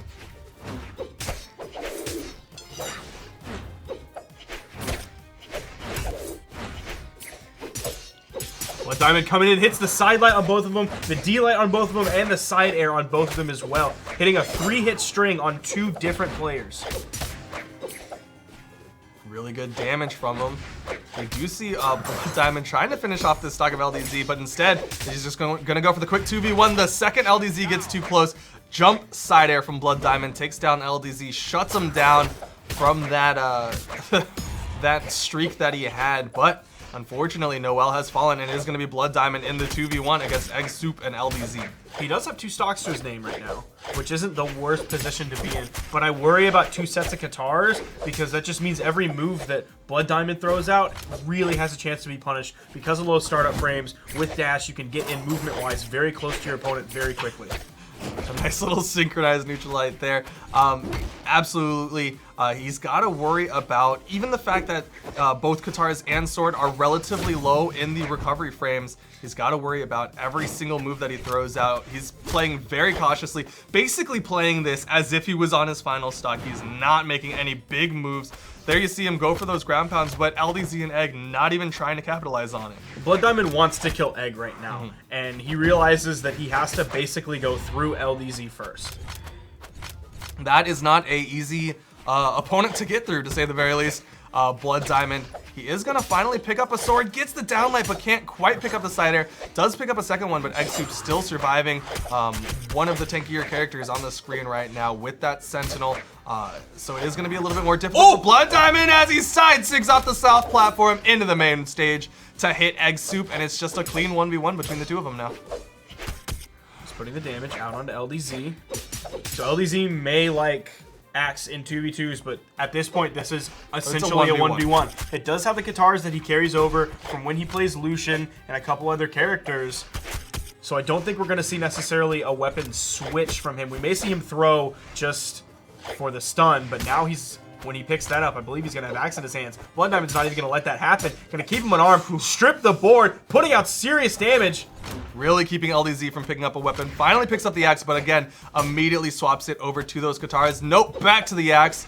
Spite throw again, doesn't even have to, hits that side air, looking for that recovery hit. But this is LDZ we're talking about. This is the BCX 2-time champion. He just won BCX with Illusion, with those Katars. So he's definitely going to be a very real threat, and Blood Diamond has got to be sweating despite the fact that he had the slight health lead. Both players in kill percent at this point. Where's the sword? There it is. LDZ not going to get caught by it. Nair. He wants to stick with the sword. One more Nair probably will kill. A recovery definitely will kill at this point. Same goes for LDZ. He's sticking with the axe, and it's going to be a Sair that does it. Takes down Blood Diamond, but Blood Diamond had a really strong attempt on that 2v1. Oh, Noel doing 259 damage. I don't know what it's been with Noel, but like ever since BCX, he's just struggled to find the groove that we saw him in for pretty much 2 years. Yeah, a little bit of a falling action from BCX. Maybe he just took a little bit of a hiatus in these past couple months, trying to just regain his stamina, and then he'll just start back up on that climb like he did last season. Just started at the bottom and then almost made it to the top. But here we are, game 2, LDZ and Egg Soup versus Blood Diamond and Noel. Noel going to be picking up the Katars on his side. Egg Soup picks up his own respective Katars. LDZ not having any problem going unarmed in on Noel right now. Pretty much sticking to him, not even worried that there is a weapon spawn on the main stage. Looks like he's switching targets, heading over to Blood Diamond, and I think he wants a weapon now. That's the optimum target at this point. LDZ has yet to really pick up any weapon. We do see him still running around the map. There's that final pickup. He's got the axe in hand, but fortunately didn't take too much damage. Blood Diamond gonna punish Egg Soup. Lots of people getting knocked around. LDZ is gonna knock Egg Soup off of him as Egg Soup was going forward. That slide charge down. Sig, another recovery from LDZ. Blood Diamond capitalizes off of it, and Egg Soup is going to be the first one to lose his stock. Ground pound connects. Oh. Noel just recovered Blood Diamond into that ground pound from Egg Soup. Noel had to do that at that point, or he risked not getting back to the wall. So I don't necessarily blame him for that. LDZ just ground pounded Egg Soup, and he's still somehow the Miracle Boy gets back. That was a very goofy situation on all sides of the red team, but they ended up capitalizing off of it. Egg Soup out of hit stun, hit a Sair onto Noel, and then LDZ was just kind of faffing about underneath the map, but he ended up getting back up safely. Stocks have been evened up despite all of the chaos that just happened in that bottom right edge.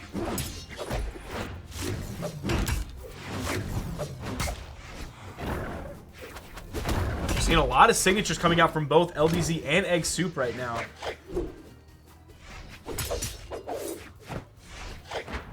Ground pound comes out from Egg Soup. Couldn't quite get a follow-up. Side sig, but LDZ is going to interrupt Egg. Top left, Blood Diamond is close to that kill box, but he's able to avoid LDZ. Egg Soup is able to get back up, but Noel immediately side airs him. LDZ was going to try to take down the stock from Blood Diamond, but ended up having to disengage due to the threat of Noel. That time he's going to get that hit with the recovery.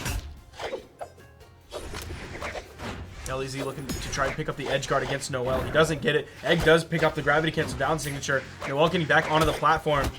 He's at a loss for what to do right now. He wants to get the weapon, but he doesn't want a tunnel vision for it because he sees LDZ is following him. The GC downlight into the ground pound. The cider actually now into Blood Diamond. The weapon toss. That is Blood Diamond's stock. LDZ is going to go under the stage. Didn't need too many weapons. He had the unarmed pressure there. He also had the weapon toss pressure there, and he's going to SD his stock. Miscommunication there. Egg Soup was in prime position to help him out, but LDZ just not even saying anything about it. Egg Soup thought he was completely safe, just sat on the corner, expected to try to punish Noel, and this time it's going to be Noel playing for the 1v2 against LDZ and Egg Soup.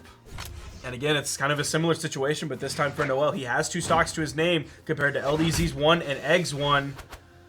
Might not be for long. He is very damaged. We saw how far he just got sent flying. Stomp, not able to follow up the side air. Another stomp, and it's going to be LDZ who kind of slaps him into that neutral signature. That's going to shut down Noel. He's onto his final stock alongside everyone else. Nice nair into the neutral light. A little bit of extra damage with that team combo. Noel retreating over to the wall. He does have a weapon this time. LDZ just pulling out of that ground pound right above Noel. Nice switch places there. Right at the exact same time. One ran forward, one ran back. All of the health is relatively even, though, across these three players. There's definitely a possibility here for Noel, especially with how much LDZ has kind of been swinging on top of Egg Soup. Granted, if LDZ hits Noel and Egg Soup, it's going to technically be in the red team's favor. But the more damage he puts out onto Egg Soup without any damage on Noel, it's just going to get worse and worse. Ooh. Noel hits the Sarah, does still have the wall touch. Can't quite finish off the stock of Egg Soup, but he's definitely putting the pressure on Egg Soup with the turnaround. Sarah sends Noel over to the island. I think LDZ's being extremely careful right now. The Nair is actually almost going to kill Noel at this point. The weapon toss from LDZ on the right side of the island. LDZ picking up the axe, throwing the axe. Noel very deep on the bottom. You see the exclamation point come out, immediately resets, goes onto the island. Gonna wait for the spawn. There's the weapon spawn, but it's not in a good position. Still going for it. Downlight status. There's the downlight in the gravity cancel neutral heavy. 1v1 between Noel and LDZ, but significant health difference between the two. See LDZ waiting. He's being very careful right now. Nair. It's going to take more than just Nairs at this point. Well, if he doesn't get hit for those Nairs, I think it's worth. As long as he's playing safe, there's potential, but every single hit just makes it harder and harder for Noel to come back into it, and that will seal the deal. LDZ gets the recovery on the ground, playing like a Blasters player with that low recovery. Ends up finishing it off, and here you're going to see it. This is where Noel loses that second stock and puts him into the 1v1 against Egg and LDZ. Stomp side air missed. It was a stomp, and I think the neutral stick hit first, and then it actually ended up go back in. Yeah, it went into an egg because LDZ actually got the kill there. Oh, okay. Yeah, So it bounced off LDZ's Sair to go up. yeah, That is an which interesting is interaction. super weird because normally a side air on Katara sends like that way, depending on which part you hit. Sends like 45-degree angle down-ish. But yeah, it's because he had so much momentum going this way from the neutral signature, it basically just went like straight up. All right, well, interesting interaction there. We do see that is going to be Egg Soup and LDZ who will continue on. They are going to be going up against Cody Travis and Isidru in the loser semis in just a little bit, just waiting for those players to start locking in those characters. Likely Cody Travis will be going in with the Barasa. He might bust out the Lucian again. No surprises if Isidru goes in with the Ogrim, and then probably the Sentinel Ragnar again for the Egg Soup and LDZ team. I know LDZ and Egg Soup are really trying to focus today. Like Egg was goofing around in Discord a little bit earlier, but then he was like, hold on, wait, I gotta stop this. I need to focus. I real got more people games time. to play. LDZ did win Winter Championships last year, playing with Boomy, who is now known as Prophet. So I don't know what to expect from LDZ and Egg Soup this year. Are they going to stay together as a team? Because they kind of last year had similar mentalities. You didn't see Egg Soup go into that many lands except Boston because that was close to him for Shine. You didn't see LDZ at any lands whatsoever until BCX. So I hope to see both of them out at more lands this year. I know you since and I they're have all been over the trying to place. convince him to go to DreamHack Austin Yeah. at the very least. Just kind of start off the land season with a bang. Would like to see both of those players, of course. I hope they can stick together. As far as teammates go, LDZ's really not had too many besides like Boomy and Remy, whereas Egg Soup, the last teammate I can think of for him was Pugsy. So they tend to be relatively faithful when it comes to their 2v2 teams. LDZ's shopped around more than Egg has because LDZ was, I mean, obviously yeah. also with Steve 2 years ago. That's fair. That's fair. He's kind of failed to lock down his true real for ready to go real main in terms of 2v2. Like he stuck with Steve, I think, the longest out of anybody. Okay, that's fair. I just remember he was with Boomy at one point, and then Yeah. Boomy was like, no, I'm going back to Remy. And that seemed to have been a decent decision considering they ended up winning a BCX at that point. Yeah, I guess This it's is an okay decision. It's Some close. might It's say. on the fence. But either way, the team of LDZ and Egg Soup exists for now, and they will try to exist at least for the rest of the tournament as they're going to be going up against Cody Travis and Isidru. And it is going to be Cody Travis starting off with the Lucian. Maybe depending on how this match goes, he'll swap on over to the Barasa, which I also want to say is something he does in regular 1v1 tournaments. Is he'll start off with one character, and then depending on how it goes, he'll swap it up. And then similarly, Isidru will do the same thing. Well, he'll start with like an Orion, go to the Bryn. Who did Cody Travis used to play with? I can't remember who it was. Is this back when he played Vrax? No, like back when he just would play twos. Because he didn't play with Isidru because Isidru was Yes. a cyclist before. 3. I can't remember who Super Cody Bowl Travis played with. Brawl. Not sure. I'll have to look it up because that's gonna drive me nuts. Well, we do see this game is starting now. It is a best of 3 between the two teams. Oh. Nice pickup from Isidru. Beautiful overlap. Able to set up that down signature off of the neutralite from Cody Travis's blasters.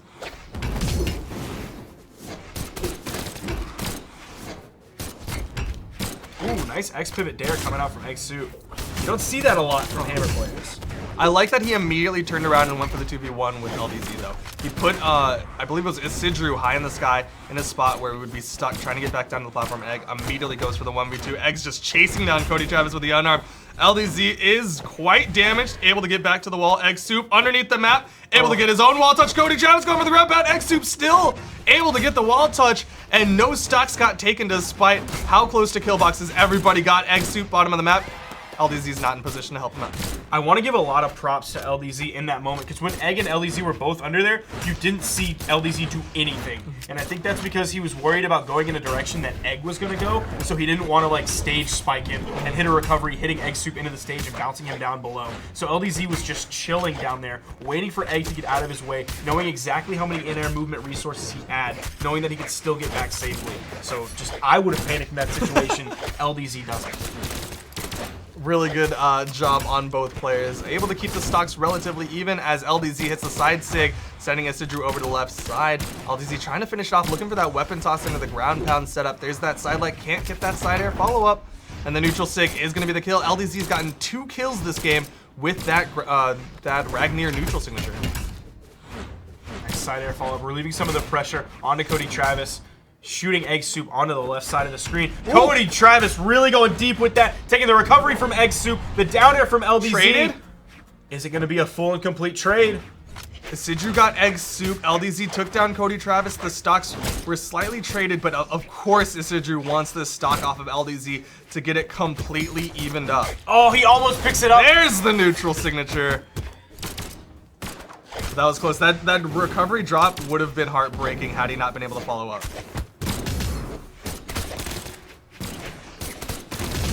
Back-to-back dares coming out from Cody Travis with the follow-up dare into sidelight from Isidru's. Oh! LDZ waited for that recovery so he could get the dodge from Isidru so those iframes would go away and he could hit that for free. Fantastic timing by LDZ. Cody Travis just barely going to get up. He hits with the last blast at LDZ as he came down to hit the dare. Sidelight into a chase dodge nair from LDZ as he did not have any more jumps up there. Egg Soup able to pick it up. That's the support coming in teamwork. Right there. That's the homie recovery, relieving the pressure on his boy. LDZ doing only about 400 damage, but still that was enough to take the game.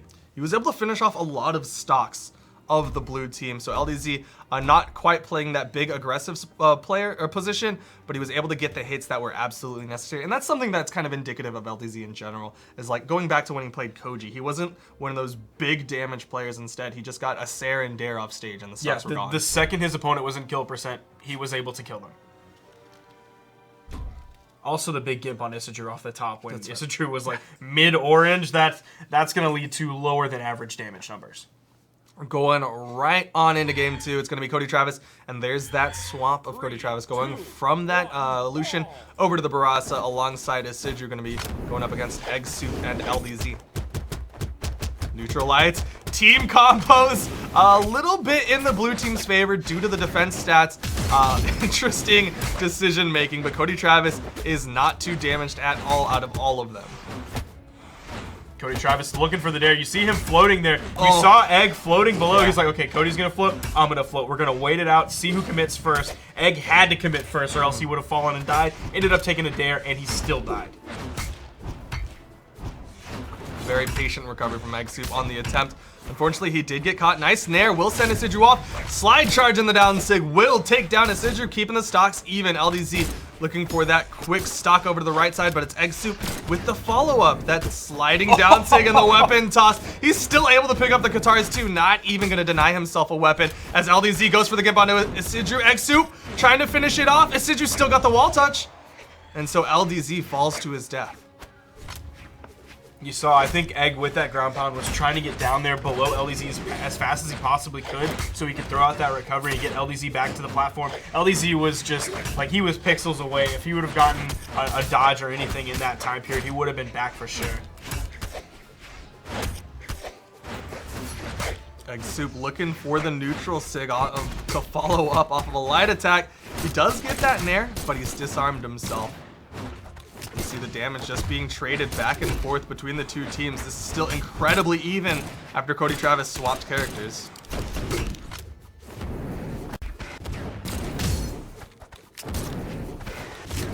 Cody Travis starting to fish for these recoveries. He's throwing out a couple neutral signatures as well. Usually a pivot neutral signature trying to read a dodge the opposite direction above him. LDZ playing very safe on that right wall, but Isidru's gonna come on down, try to send him back up onto the main platform. LDZ hitting the neutral sig, hitting the side sig. I very doubt that he will throw out a down sig, but hey, that would have been all 3 of those Ragnarok sigs. You can see this even up quickly though. Both members of the red team are very red Side at this sig. point. Side air. And there it is. Just like you were saying, immediately evened up by Cody Travis and Isidru. That's why you saw Cody Travis throwing out those signatures and those recoveries. Everybody on the board was very much in red at that point. It would have been just too easy to happen to clip somebody with a signature.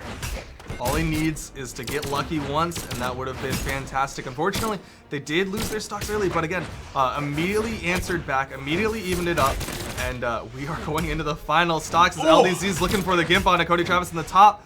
Not quite able to finish it off. If you would have hit with the very top of that instead of like the just back gone of it, straight if up. you would have gone straight up, that would have killed for sure.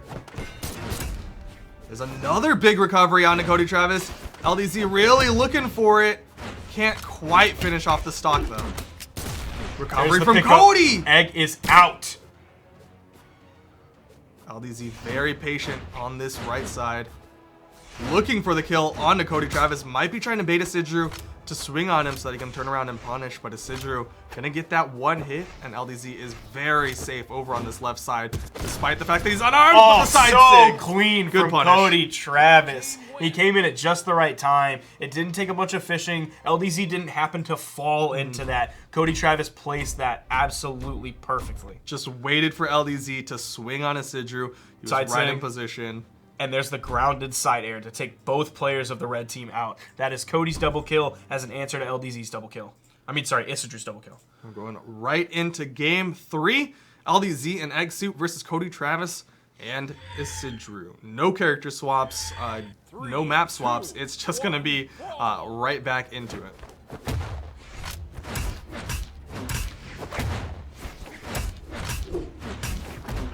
Isidru with these axe strings, the sidelight nair, sidelight nair recovery.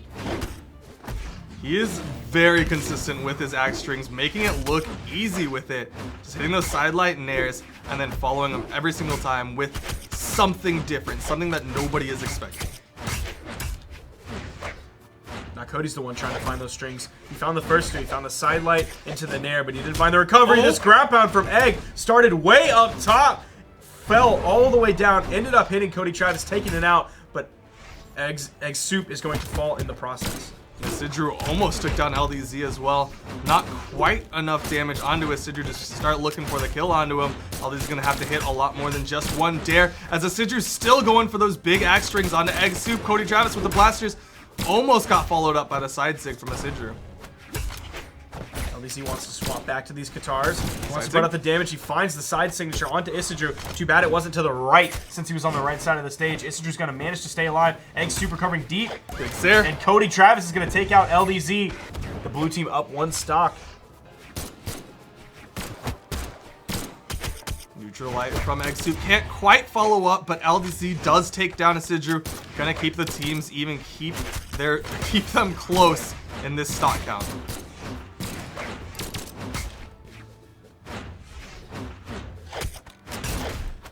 LDZ gets the dare. Fantastic. Cody Travis That denies the wall touch.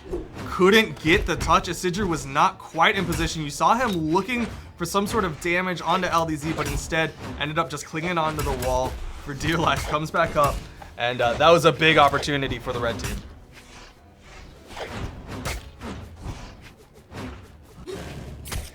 players on the blue team have axes in their hands right now. They're both looking for that crisscross recovery. Nice spot dodge through the down sig from LDZ.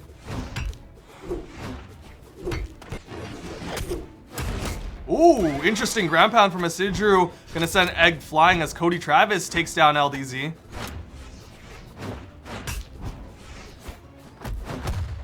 Recovery from Isidru is gonna take down Egg Soup, and that is gonna give them quite the lead. Not sure if the red team is gonna start looking for the 1v2s, try to take down Cody Travis without taking too much damage, or if they're gonna try to even it up, take Isidru down. Neutral sig connects. It is going to be Isidru who goes down, trying to power play onto Cody Travis. Cody Travis swinging left and right is going to get back up for taking too much damage.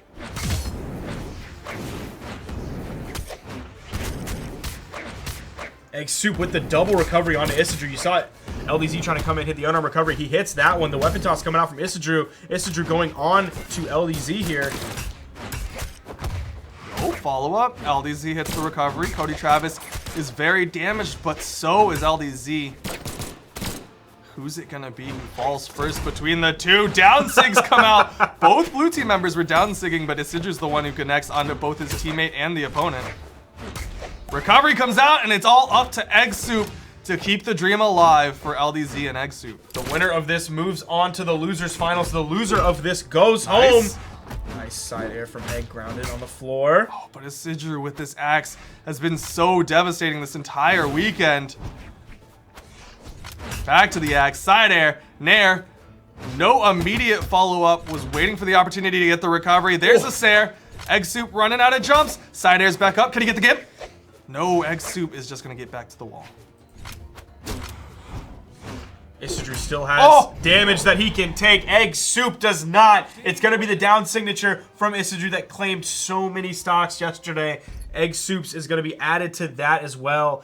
LDZ only did about 300 damage. Look at this play right here. Egg Soup recovering low. Isidru maintaining stage control here. Tried to look for the read the other direction on that nair. Isidru was staying to his left. It's funny because when he hit the sidelight into the nair, Egg Soup moved immediately away. This was the range that that Isidru could cover with the recovery. Egg Soup was staying out here, just completely disengaging that. Didn't want to try and punish it, but Isidru also didn't want to commit to that area. He knew how far Egg Soup was away. Didn't want to give the possibility for a fast fall into a recovery that could send him an early gimp off the top. Really solid play from Isidru. His axe is looking so dominant this entire weekend, really making a good argument for axe to be a strong weapon right now. But we are going to be, I believe, going on up into the winners finals for the best of 5. It is going to be Steven Nader and Tybo versus Little Capt and Dr. Faison, unless something else happens. No, that's probably it. I don't we're think going to a 2-minute break. Yeah, we're going to. Sorry. Right there. I don't know if you're going to see us anymore because we have flights to catch in a couple hours. Thank you for having us out for this tournament. It's a fantastic tournament. I can't wait to get home so I can check what happened, or I'll probably check when I land. Yeah. Or I'll just check at the airport. I don't know how long this is going to take, but I got to fly in a couple hours. We both have flights in a couple hours. So thanks to everybody for watching. Thanks to BMG for putting this whole thing on. Thanks to Toast, who's standing there. I can see him right now. Thanks, buddy. Thanks to Taz as well, and TWK, everybody who helped out with this whole shindig. Enjoy the rest of the tournament. You don't have to come in yet. Also, you could have opened the door a little bit more quietly. I was just saying hi, but that's fine. We're going to go to that 2-minute break before Foda comes over here and chokes me out.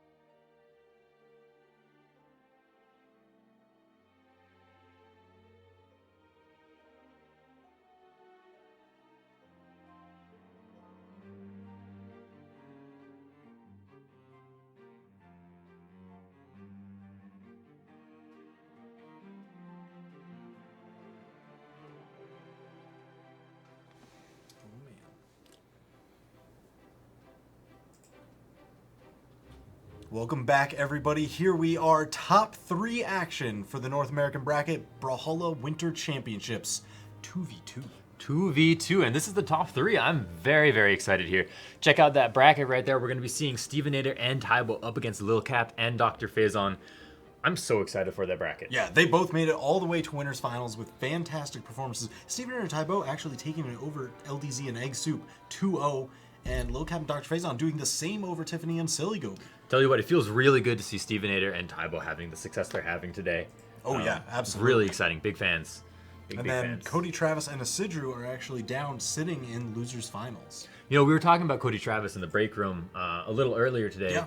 And we were just saying, you know, he's a monster in 2v2s. He's a complete, like, maniac in 2s. Plays super strong, super well. And it's super exciting to see him all the way in that losers final. You know, guaranteed at least, what, 3rd place, right? Yeah, oh yeah. Maybe more. I mean, I know he's going to be pulling for it, and they've really been clawing their way up through this bracket. But we'll see who they end up having to fight as winners finals commences. Stevenator and Tybo versus Lil Cap and Faison. You're going to see right away, right there, you see Stevenator sticking to that traditional core. You got Lil Cap rocking that Bodvar. That's Lil Cap. We saw it yesterday. Lil Cap's staple right there. Legend.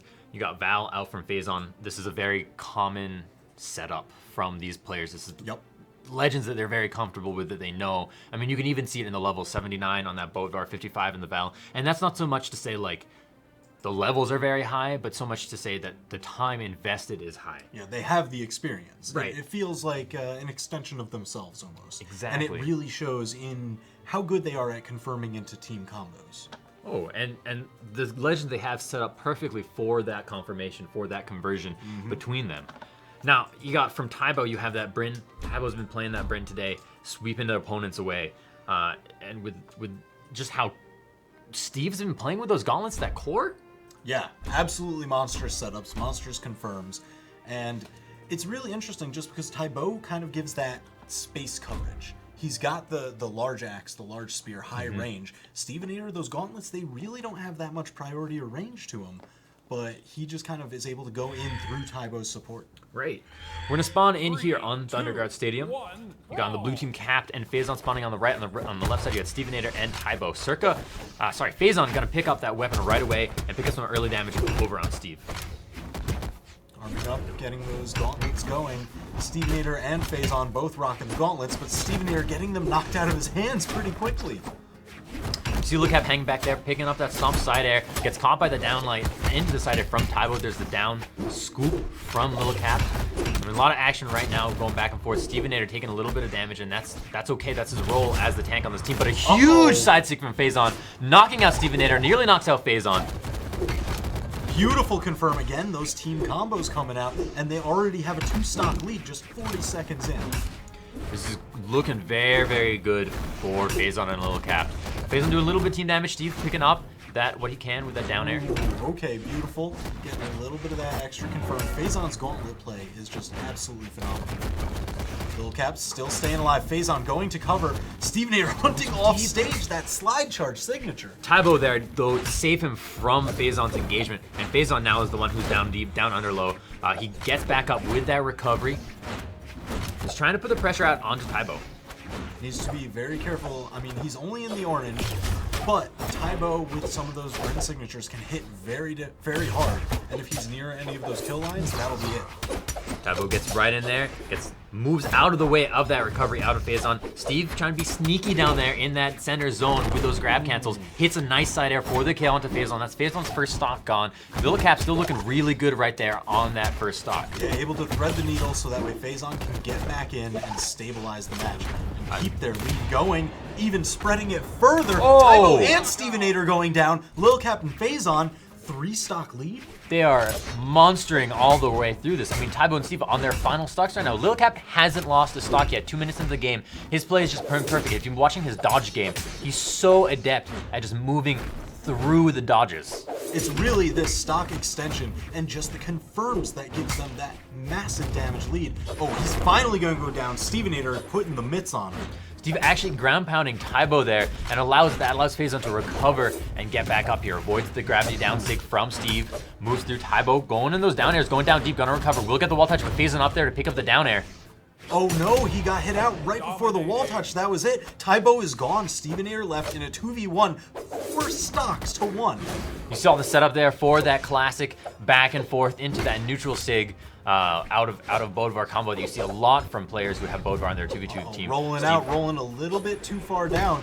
Phazon getting smacked for his troubles. Lil Cap just always threatening Stevenator, keeping him from confirming into the knockout. I love this double sword out from Phazon and Lil Cap. Oh! Beautiful team combo finish, closing out game 1 the way of Lil Cap and Phazon. I love their team combos. Oh, it was absolutely gorgeous, and they really had such a strong lead, such a strong edge the entire set. Oh yeah. Game rather. I mean, they started off with the early lead. There we saw they went up to that 3-stock lead, sending them both down to their final stocks. What kind of adjustments do you think we're going to see from Tybo? You know, I don't know, because they didn't change legends there, and I don't think Yeah. they changed stances either. So it comes down to map choice, and then I think how they choose to approach. Right. So Stevenator being on the bit of that the tankier legend, even though he's running that extra speed stance, which takes away 1 defense, he was the first one to fall last match. So are we going to see a little bit of a different rotation from Stevenator and Tybo? I think that's very, very likely. Early on in that last game, you saw Tybo and Steve kind of lose their first stock there, and I think part of that is a phase on Lil Cap started the game explosively, able to get both those weapons and get in there immediately, right? Yep. Oh yeah. This time, not so much. Steve and Tybo were both able to get their weapons and both able to get in here. I mean, you're seeing Steve on the left side pick up some nice damage with that stomp, sets up some spacing with forcing out that neutral sig, and now it's looking a lot more even for that red team. Yeah, Stevenator's not getting caught out in a lot of those early combos. He was getting a little bit more support from Tybo, and even just winning his 1v1 exchanges. It seems like he might have gotten a little bit of a read onto Lil Cap's habits. Tybo with a nice engagement onto Phazon. Phazon turning around with those gauntlets, knocks the axe out of Tybo's hand. Lil Cap picking up a lot of side airs, but Phazon right there, turns it around onto Steve. Wow, Stevenator's still surviving. 3 players deep in the red. Lil Cap the first one to go down, but Phazon, his teammate, still very healthy in the yellow. Steve and Tybo gonna survive this. Steve coming in from that left side, goes in for the gravity cancel sig, gets caught out by that side sig from Phazon. I mean, that was huge, Such a spiking great him down. spike. Tybo And there's down there. another. Just with that down air, Phazon just cleaning it up, getting that extra stock lead. And Phazon, it seems very comfortable closing out stocks. Tybo bumping his head, but does get back up top. Picks up the gravity cancel down line into ground count. Whoa. A second time. Gonna go for a third time. Doesn't get it. Phazon able to move out, but there it is. Turns it around into that recovery. A lot of damage dealt right there in those 3 engagements onto Phazon. Yeah, Tybo's play was he's so clutch with those unarmed down lows. And he knows exactly where to sign. Wow, threads the needle with the side light. Phazon having to recover back to the island. Nice movement from Phazon. Doesn't let himself get hit by that recovery, and that gives him a little bit more stock extension here. Tybo and Big Stevenator sig. going into the orange. Stevenator off to the side, getting thrown down by Dr. Phazon. Ground pound, not quite. Stevenator escaping to the right side.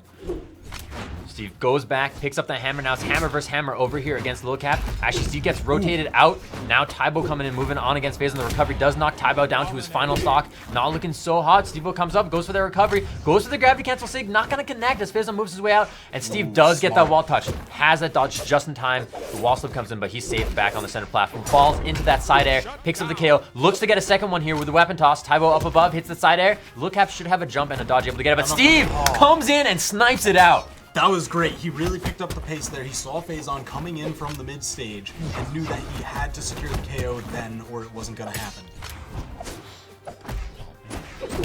Tybo going off against Lil Cap. Yep, trying to get some damage going. Stevenator on 2 stocks, but dangerously close to getting knocked out. Ooh, great rotation by Lil Cap, but Stevenator there for the support. No, getting knocked out. Red team down to 1 stock apiece. As a powerful neutral air right there, just really sent Steve flying, and now Steve's down here on his final stock. Same with Tybo. Tybo picks up nice side air, gonna knock Phazon, force him to go around to the other side of the map. Steve's there to try and edge guard there, but Phazon's able to maneuver himself up back onto that platform. Picks up the sig. Steve has a lot of health left, so he's still okay. Ooh, the rotation of Phazon switching off, going after Tybo. Ooh. Steve picks up a huge string right there. Tybo is out. Stevenator's alone. 3 stocks to 1. Oh, spiked off the side. There's the know. weapon throw. Gauntlet ground pound. Nice. No, fighting back with his own gauntlets. You gotta watch out for those neutral layers with the gauntlets. They really, I mean, they literally grab you and throw you down and sets up so much more of the gauntlet kit. It flows so well together. Ooh, you know Stevenator's going to be looking, trying to separate Phazon and Lil Cap so he can knock out Lil Cap to get the 1v1. Woo! So dangerous. I love that back dodge, avoids that side sig from Phazon. Phazon really comfortable with that weapon throw, goes into that sig. Not gonna catch Steve again. Steve picks up a really nice side air, knocks Phazon out to the right side. And keep in mind, Phazon could lose a stock here, but Phazon still has an extra stock after this. Yeah. And that being said, he's not gonna lose that stock.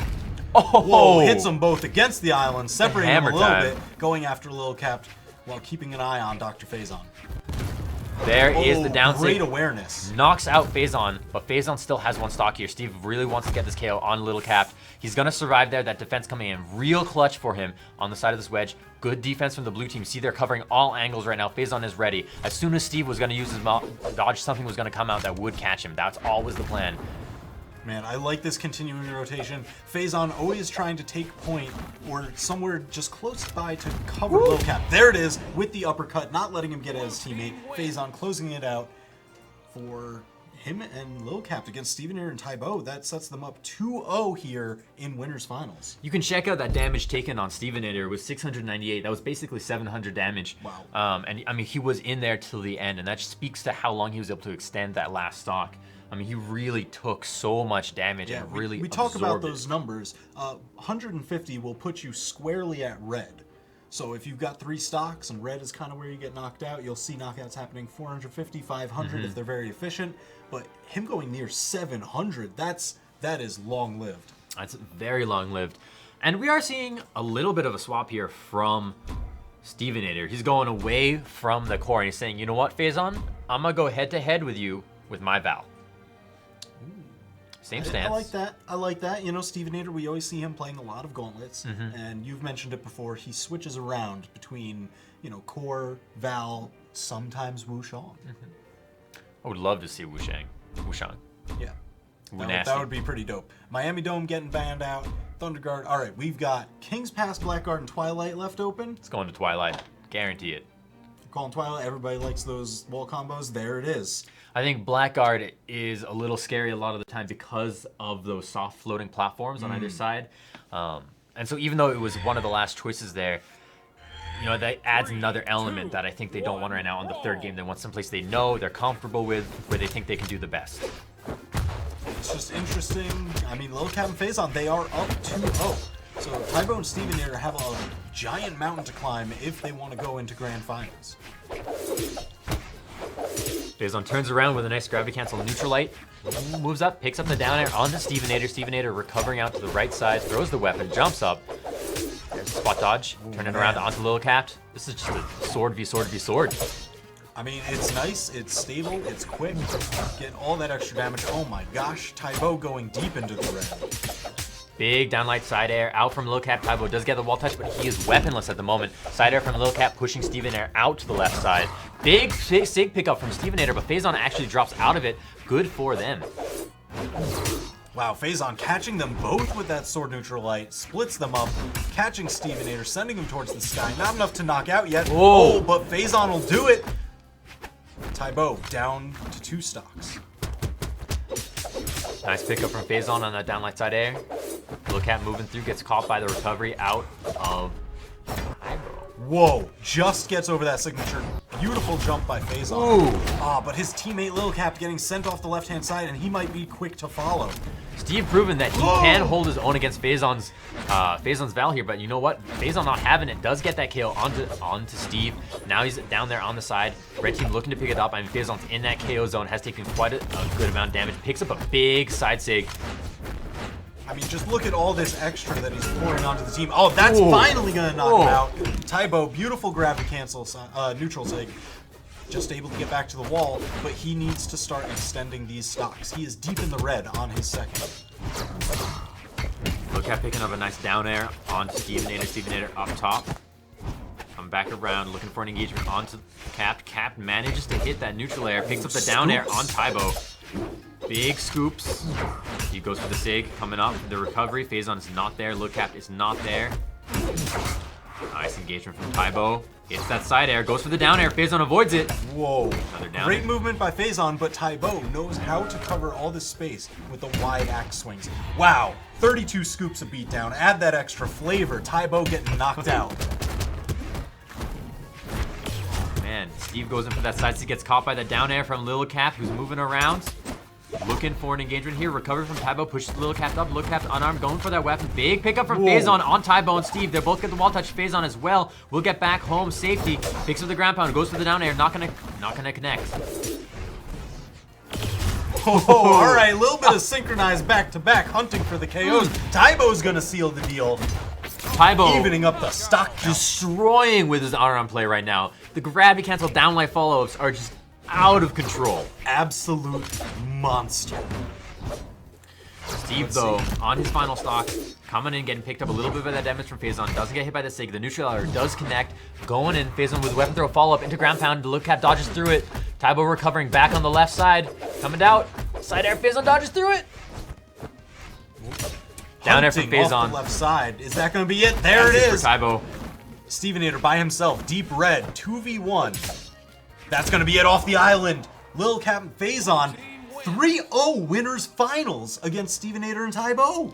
That's gonna knock Stevenator and Tybo down to the losers finals to go up against Cody Travis and Isidru. Man, look at that. Spiking down Tybo. Spiking down Stevenator. So comes right here. Wah-bah. Boom. Just uses the wedge to his advantage. Throws it out. Then bows. He says, you know what? Slick. That was clean. That was very a clean. solid 3-0. I'm wondering if they manage to make their way back into grand finals, Stevenator and Tybo, are they going to avoid Twilight Grove? I don't know. You know? They That lost changed- a lot of matches there but- that set. but that Lil changed- Cap and Phazon, that is their hometown. That's the hometown, but that change to Val from Stevenator seemed to be very effective. I mean, they did get those True, stocks down on true. that final game. I don't know. That is true. I mean, but before they even get a chance at that, they're going to have to make their way through the likes of Cody Travis and Isidru here in Losers Finals. This is a bit of a scary fight, right? If you look down at that lower bracket, Cody Travis and Isidru, they took out Egg Soup and LDZ. They took out Tiffany and Silly Gobi. They took out Remy and Profit. I mean, they've had this run in that lower bracket. All 2-1s, mind you, so they haven't been total domination. They just took out what looks like a results screen from any previous tournament. Yeah, they really did. They took out previous top 8s. I mean, Tiffany and Silly Gobi. Tiffany was the number 1. Yeah, And a number winner one, champ? 1v1 winner champion. That's absolutely crazy. So I don't know. Tybo locking in the Bryn. We see Cody Travis bouncing between a lot of characters. Where will he Maybe go? trying to play this off a Nobody little bit. knows. All right, Tybo, Stevenator, as expected, starting off Core and Bryn. Be interesting what we see from Isidru. See if he goes for the standard or not. Yeah, they're thinking about it, waiting to lock in. Now, TWK, do you think coming into this game, I mean, Stevenator and Tybo, they just lost 3 games in a row. That can be kind of a hard thing on the mentality. Oh, yeah. You know, what do you think is going through their head right now? Do you think, they're going to come back, rise from the ashes like a phoenix, or? Honestly, they are both very intelligent players. I think Tybo's probably talking with Stevenator right now, saying, okay, that matchup that just happened, don't worry about it. What we need to focus on is the here and now. Isidru and Cody Travis, they're going to play completely differently from Lil Cap and Phazon. We need to adapt to this matchup right now, and we need to do it quickly. Forget about the past. The present is all that matters. This is very poetic. I mean, sometimes you just have to. You know, when you got a snowman with mittens, the poetry flows. Now, are the mittens keeping his hands cold or warm? Thermos gloves win. You need thermos gloves. They keep the hot stuff hot and the cold stuff cold. Whether you're playing Volcano Core or the Snowman Core, it's just right for every season. That makes sense. That makes sense. We do have out from Isidru and Cody Travis. We had that Algrim out from Isidru. Cody Travis rocking Lucian with extra defense. That's 7 defense. Whew. That's going to be a lot to cut through. I mean, Lucian, only 3 strength, so it's going to take him a while to get through the likes of Core or Bryn even. But, he's fast, he's tanky, he's going to stick around and annoy you. It's really interesting because 1, brawl. Isidru also went for a stance that takes away from his force. So neither of them are going for that really hard glass cannon, powerhouse stacks. They're going for that defensive stack.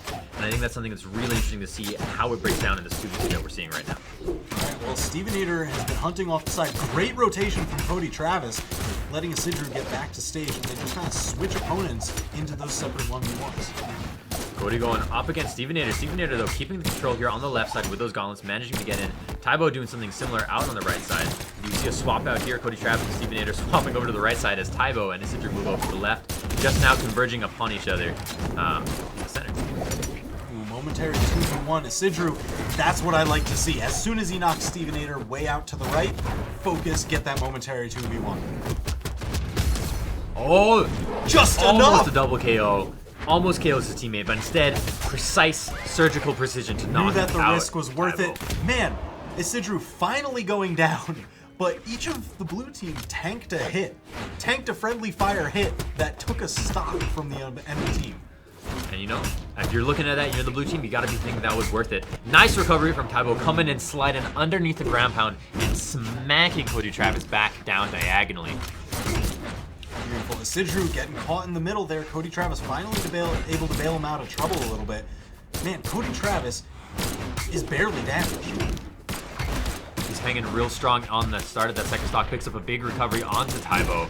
Isidru moving through, but Tybo says, no, I'm gonna hit you with my side air instead.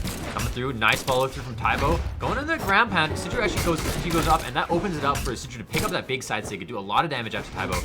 Tybo and Steve both on the edge, both on the red. The slide! Whoa. Down sig, slamming out, taking out Tybo. Stevenator doesn't recover either. This is huge for Cody Travis and Isidru. That was an amazing sequence. Full 2-stock lead working on here. Cody Travis and Isidru looking pretty.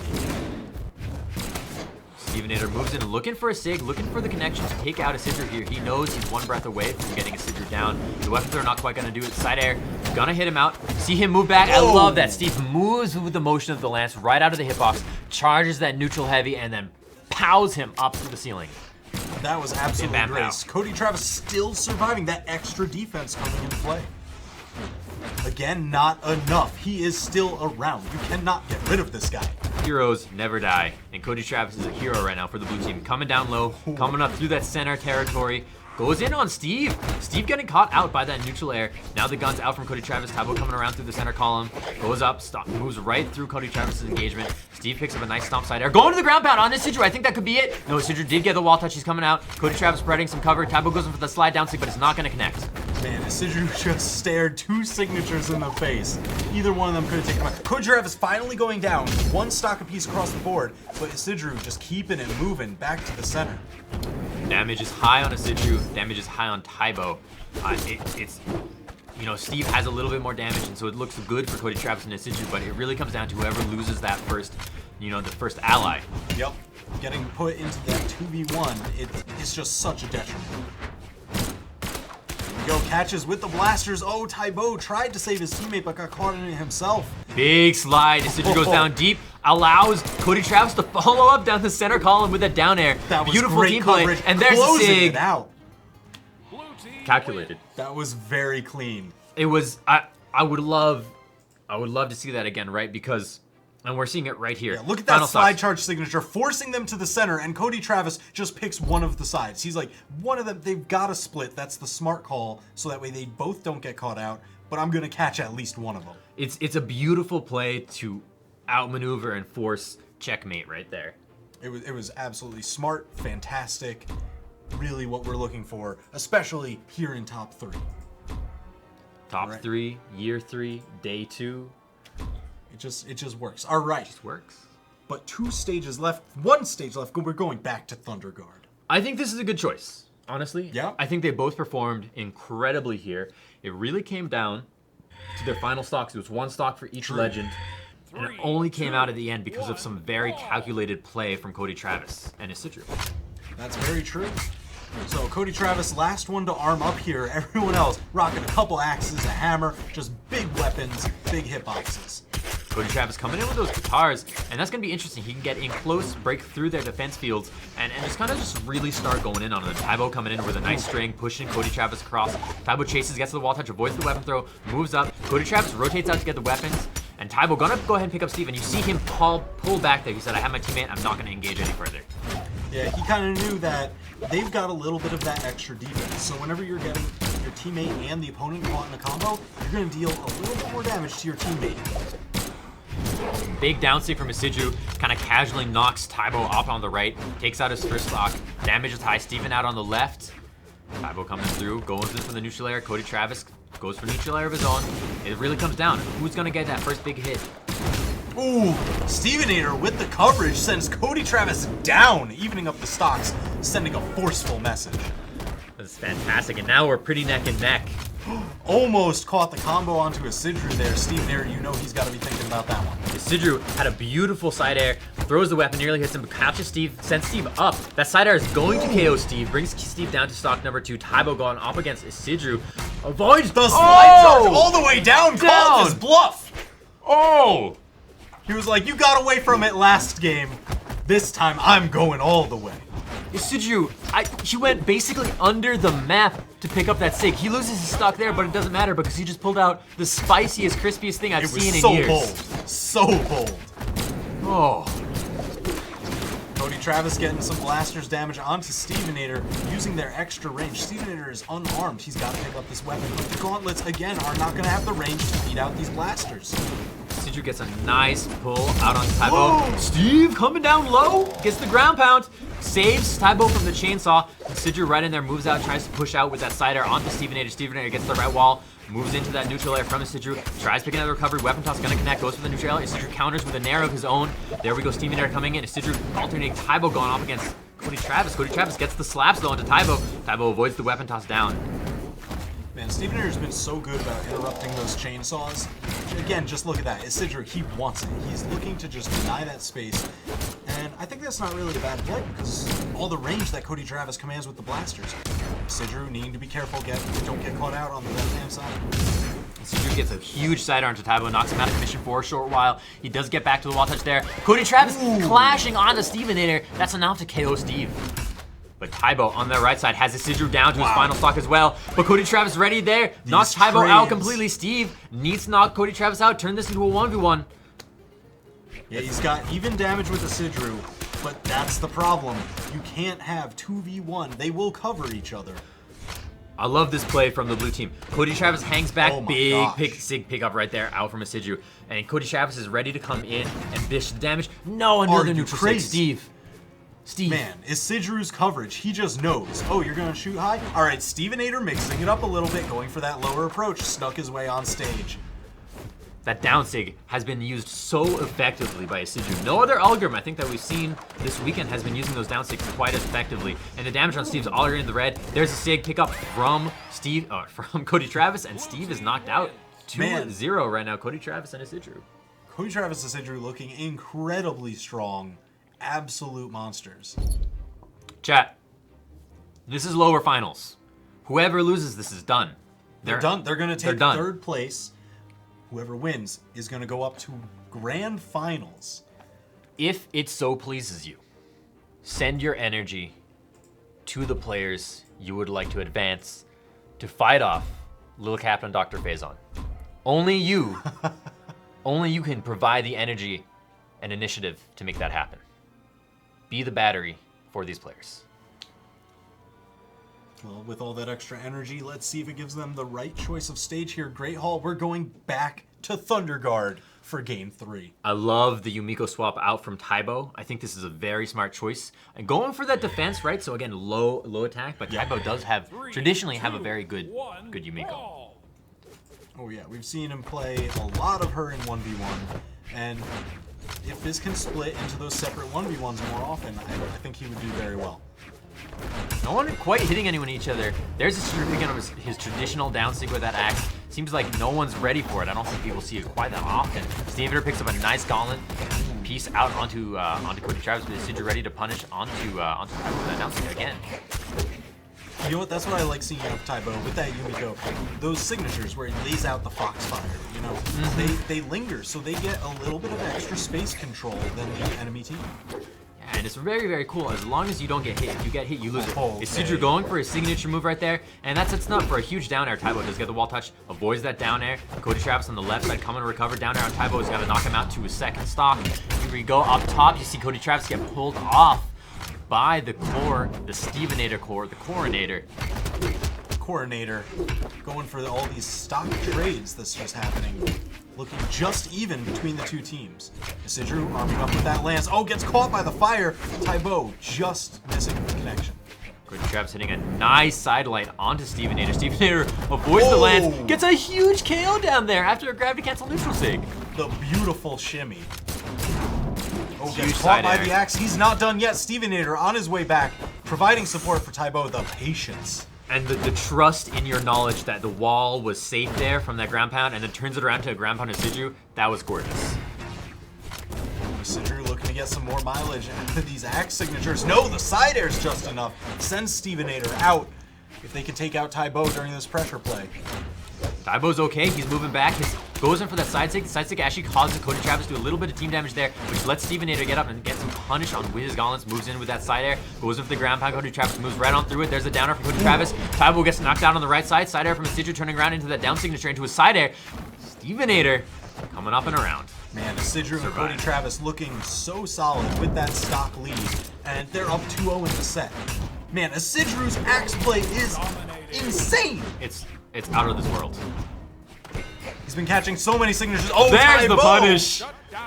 Finally hitting the rock versus the scissors. There you go. Oh my goodness. And now one stock all around except on Cody Travis, who is hanging tight onto, looking pretty good. Moves away from that stomp from Stevenator. Stevenator moving up through, looking for the engagement stomp. Above Cody Travis. Cody Travis picks up that neutral light. It's kind of close. Crazy close. Tybo still staying alive. Isidru staying over and threatening. Look at them rotating over. Trying to keep Tybo off stage, sending him off stage forever. Permanently. He is gone for this set. Stevenator getting that revenge kill right away on a Cody Travis. Stevenator in this 2v1 situation, 1v2 situation yet again. Can he turn it around this time? Oh my gosh. Oh, the with chainsaws! the spot dodge punish too. Oh, Isidru, he's got the multi-tool. He's got a multi-tool. Man, where can Stevenator go? Such great coverage from Cody Travis. All the range on those blasters. And Isidru just waiting to punish. There's the down signature. Almost enough. Stevenator bleeding. In combination with Cody Travis, that down signature is so powerful. It comes out fast enough. It does good force, good damage. Big stick pick up. That's it. 3-0. Cody Travis, Isidru going up to grand finals. Wow. I did not expect that 3-0 to come out, and I think, Stevenator and Tybo did phenomenally well. But at the end of the day, maybe it wasn't map choice wasn't in their favor, but Cody Travis and Isidru just stepping up their game, coming out, throwing out the arm taunt, the flex. Oh, yeah, you I gotta think it's flex on You gotta them, flex man. on them, right? You got that team That's what the kids are synergy. doing these days. Right. I mean, you flex and then you flex link and- up arms too, right? Do you link up arms? Just for the team synergy. Okay. You gotta. If one bicep is so big, then two. Do you do a the quad skip with my the lube? quad grim? You need the quad. The quad grim? Well, why is that better than the all grim? It's like ultimate. You need no. You need the ultra grim or The the ultra grim? Ultra grim? Let's see if he can break it out here in grand finals. They're going to be going up against Lil Capt and Phazon. Does Isidru have the ultra grim paired with Cody Travis to take them down? Is the ultra grim his final form? We'll find out. We'll find out. They've got to play a best of 5 set. If Cody Travis and Isidru win that, they reset the bracket and then have the chance to win another best of 5 set to take the tournament. But that's contingent on them taking down Phazon and Lil Cap. It's a tall who have order. been so on point today. It's a tall order for a Lil Cap, half cap, mochaccino. Well, we say this every tournament with Lil Cap where he does very well. It's a question of when he evolves into Big Cap. That's the real question. I say it every time. It's looking like it. I mean, if they take this trophy, you're just going to see that upgrade. Is there an actual trophy? I mean, sure, they become the winter champions. That's pretty cool. They get to slap that on everywhere. Yo. That's Absolutely bold. So, Isidru and Cody Travis locking in the legends they've been playing. No surprise. They've been extremely solid with them. Isidru on that Ultra Grim, hopefully. Mm-hmm. And Cody Travis on the Lucian. Now, Phazon and Lil Capt, again, no strangers. We've seen them burning through the bracket, sitting here on winner's side of grand finals. Phazon blocking in the Val. Lil Capt, Bodvar with that nice trucker hat. I love that Bodvar skin. Yeah. I especially love it with like a... No, I just love that skin. You just love that skin. You're just like, give him the big knife and like a stop sign hammer or something. Yeah, and then also it's the hat, which has the little bear on it. Right, because I mean, he's half bear. So that's... Wait, in the lore, Bodvar's half bear? You haven't read the lore? That's why there's the Bairdvar skin where he is now like more bear than man. I love it. It's great. So I have read the lore, Uh-huh. but in my defense, it was a little while ago. Oh, okay, that's fair. I mean, Bodvar was like one of the first legends in there. But he is Bodvar, I son mean, of he's bear. iconic. I love it. That's fantastic. It's great. It's That's- great. that's He is that fantastic. half-bear Viking. He's got that big neutral sig on the hammer where the bear comes out. Just give him the claws. Ah! I'm very excited to see how this happens. What map they choose. What's your thought on map process? I mean, all right, so Isidru and Cody Travis, you have to imagine that Phazon and Lil Cap were watching their previous set. Mm-hmm. Either they want to avoid Thunder Guard altogether, or how confident do you think Lil Cap and Phazon are feeling right now, coming from winner's side, and they might bring them there. They might say, you just won 3-0 there, but we're better. Maybe. I don't know. I think they're going to go over to Twilight, where they had a lot of success up against Stevenator. Okay, yeah. How about, you know? That'd be a smart call, for sure. But we'll see. It's the same team comp. You guys can see that. Check out those hype avatars. You see them? I'm pointing them. You can't see me yes, pointing them. the Winter Championship avatars. Yeah, they're available very through shiny. I Winter love the Championship animations. Pack. Yeah, Very shiny. for everyone to show their hype. Oh man, I'm curious. Are we gonna see Miami Dome at all? Yo, There's been a lot of tight team play for both of these teams. they could make Miami Dome. If you force them to need to have Dangerous. those team plays in that tight It would area. be a bloodbath on Miami Dome. Absolutely. Or there's a ramen joke in there somewhere. Right, yeah, I mean, you could just cook them in the noodle soup. Yeah, cook them in the noodle soup. I like that. Right, yeah. Yeah. Beautiful. Oh man, but they are getting ready there, just taking a little bit of a breather, drinking some water. Remember to stay hydrated. I mean, what are some of your favorite moments of the tournament so far? Man, it's gotta be Lil Cap and Phazon's just insane team combos off of any stray hit. Just so good at confirming.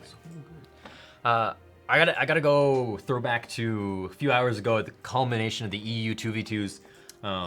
Because after Addy Mestic and Kick won, I was on my Twitter. I was Naturally. scrolling through my Twitter. I was like, I want to see what the players are saying. Yeah. And Addy Mestic had a tweet that just said, Spring, Summer, and Winter Champion. And I didn't realize until then, but I think he has placed first at all of those events. Oh man. So he's just collecting the seasons. He's just collecting the seasons. He's all season Addy Mestic. He's like the Avatar, but with seasons instead of the elements.